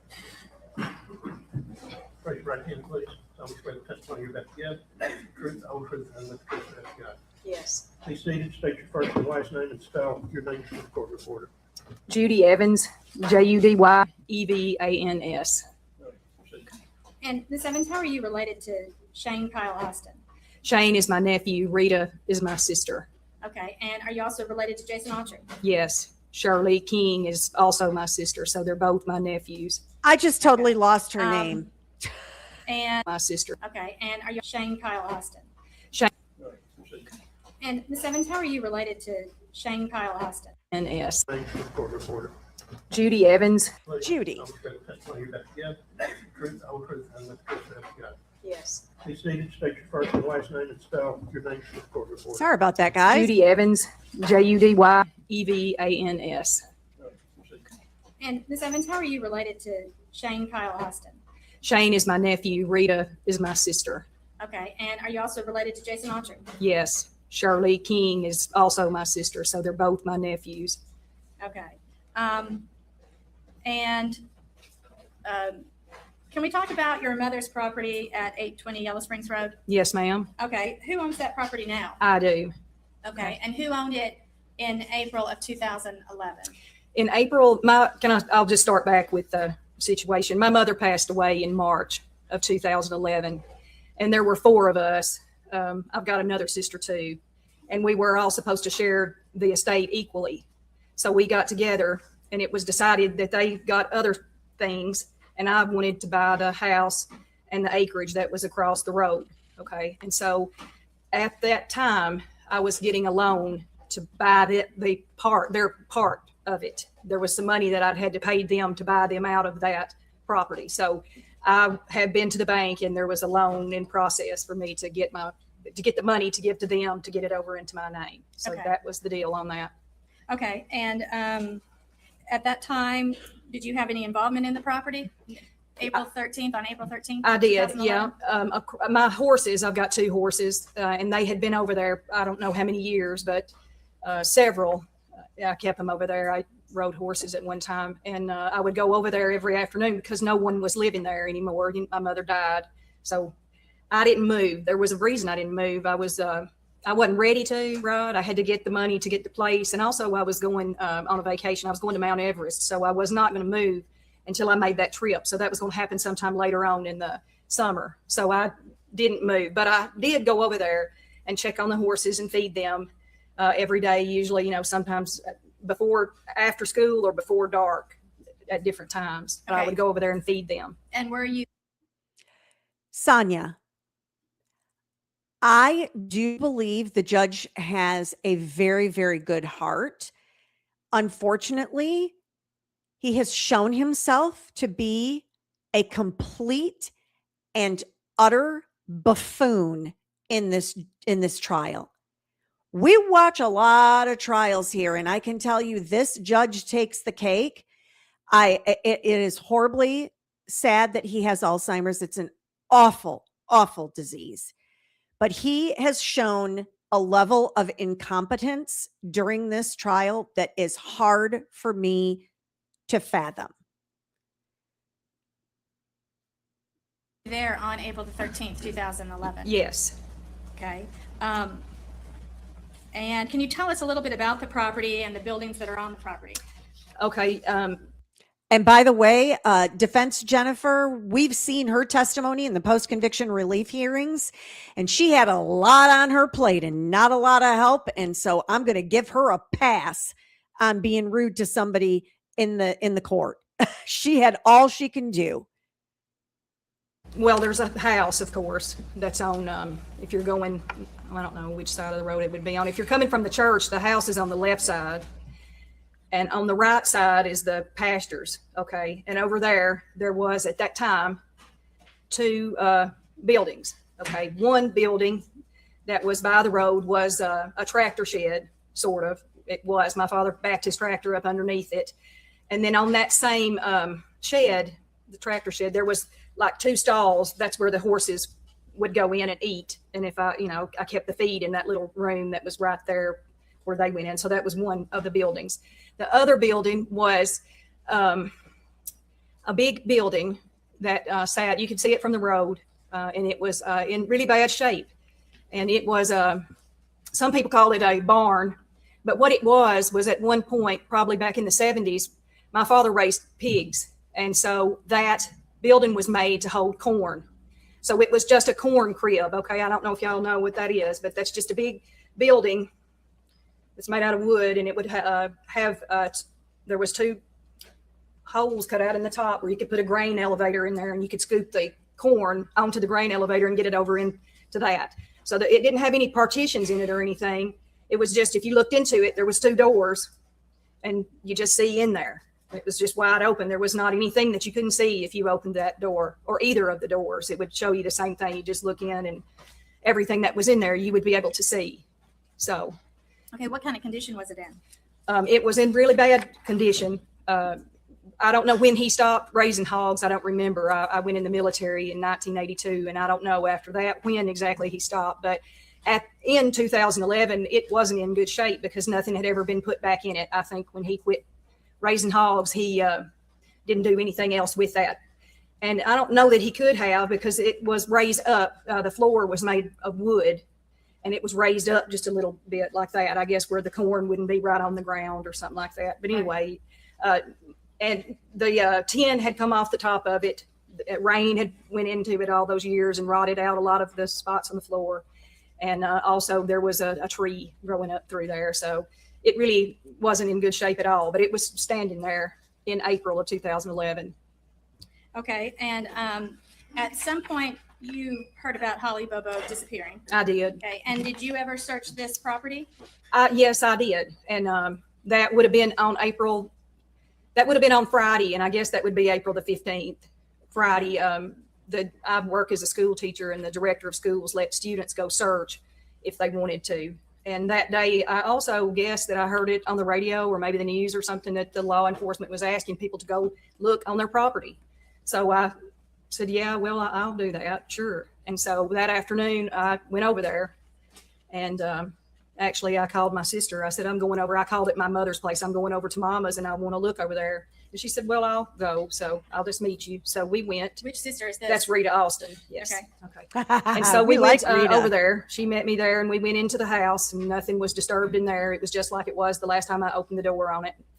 And then we come on the outside, and we're getting ready to go across the road over there where all those buildings were, or those 2, not all, sorry. The 2 buildings are. We were going across the street, and I looked up the road toward Hoheimer Road, and there were people coming, and those were the searchers. There were a lot of people searching, I guess just out, I guess there were organized searches. I don't know. I remember there were just a lot of people. Okay. And they were over in the field, and some people were in the road, and then others were on the side of the road where my house was, walking, toward where we were. They were looking. And so they come on, and I stood there. You can see everything across the road from the edge of the driveway. I was standing there, and I watched and actually spoke to some of them. I recognized some of the people that were out there, and they looked inside that corn crib / barn. And there were 2 people that opened both of the doors, and they looked in and shut it back, and they just carried on. And that was that. Yeah, they also looked in there where the horse feed was, and I guess they walked around in front of the tractor to see that too. I don't remember that, but I'm sure they did that. And then they went on down the road toward the Yellow Springs Church. And then she and I went over there, and I threw the horses some feed, and then we walked over there to that corn crib, I opened up the doors and looked in, and I didn't see anything either. It looked exactly like it always did. I mean, it was falling down. It was the same thing. I didn't notice anything disturbed in there. And then we shut it back, and that was it. And then I guess I went home after that. Now, if somebody had been screaming in the corn crib, would you have been able to hear them from the street? Yeah, you would, yes. Okay.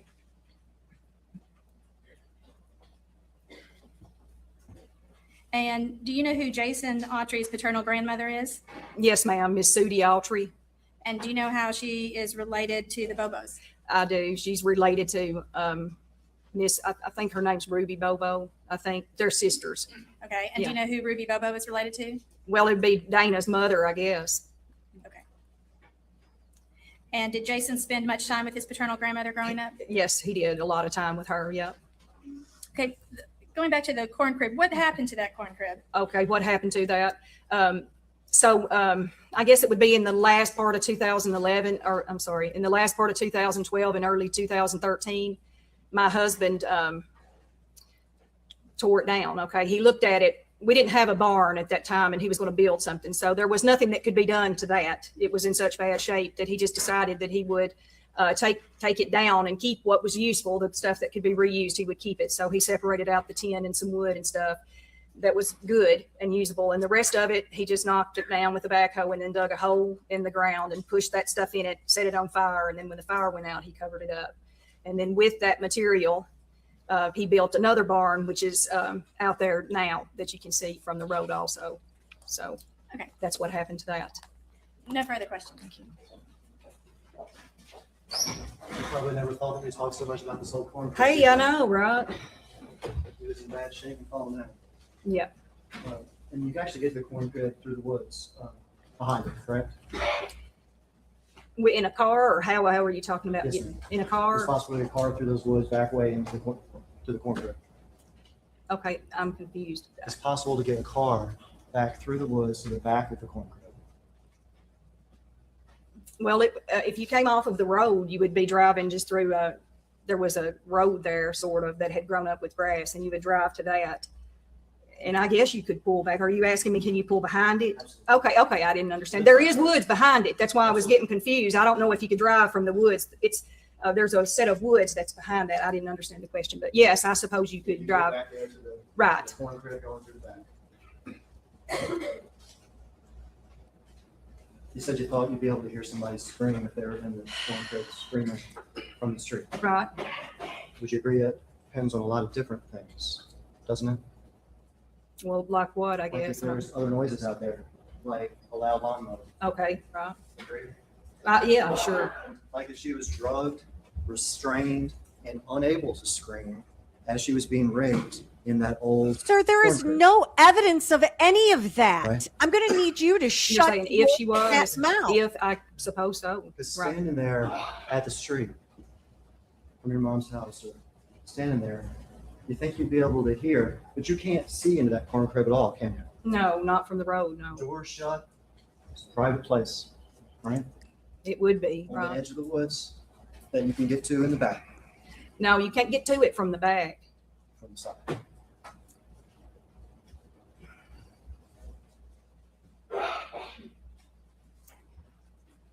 You would have to park behind it, I guess. I don't know. That's what I'm asking. Okay, because there is woods behind it. You would not be able to drive your vehicle out from the woods to get to that. You would have to come in from the road is what. He keeps trying to I think twist that's what you asked, or did her you ask and words. you come through the? Yeah, the it's woods. Hagerman, Sonia. That's who I call him, Attorney Yes. Whispering Rocks, Okay. because he talks really quiet, Far off the dramatically. road. Rocking back and forth. Well, it would be basically the same distance, I guess. You would just be behind it. Yeah, Behind it hidden. right. And this road we're talking about is a road that you knew that searchers searched, right? Yes, I did. Do you know her stuff was found there? Which road are you talking about? By your mother's. The Yellow Springs Road? Uh-huh. I had heard that, but I never did know if that was true or not. I've heard a lot of It's true. things. Okay. Yeah. Did you know her stuff was found within 75 yards of Shane Austin's house? No, I didn't. No, there were panties that weren't hers. When you That went over were to the found. property on the 15th, of April. Did you notice any tire tracks behind the corn crib? No. No further questions. Done. Sorry to step down. Don't discuss your testimony with anyone. If you want to return to the courtroom, you may do so. It's up to you. Okay. Thank you. Call your name. That's our last witness, Your Honor. All right. Oh! We'll break a little early. We started a little early. Do Court what? today. This is court today. Okay. I understood. Okay. Last Once witness for again, court today. all the admonitions I gave you. Put this. Okay. Wow. All righty then. That entire testimony this evening makes me feel like I need to bathe because it was one lying jailhouse snitch after another. So I did not find this testimony to be any more productive than the Brian Walsh testimony today. Wow. So, yes, Sonia, I think there is a weird family dynamic. We have talked about it in prior live streams. There's something off about this family. I don't get it. It's tragic what has happened to them and what the state continues to put them through because of their own incompetence. Yes, we already saw Autry testify. No, we do not believe a single word of what he spewed on the witness stand, not one bit, because we happen to know the actual evidence does not match what he said the story is. So, I have some hardcore feelings about this. Tomorrow night, we'll be back at 6:00. We're going to do day 8, part 1, and day 8, I don't think we'll get all the way through part 2. In fact, I know we won't get all the way through part 2. So we'll get through all of day 8, part 1, and a portion of day 8, part 2, probably. And then, of course, Thursday, we'll be back here and I'll do the remainder of day 8 and probably the beginning of day 9.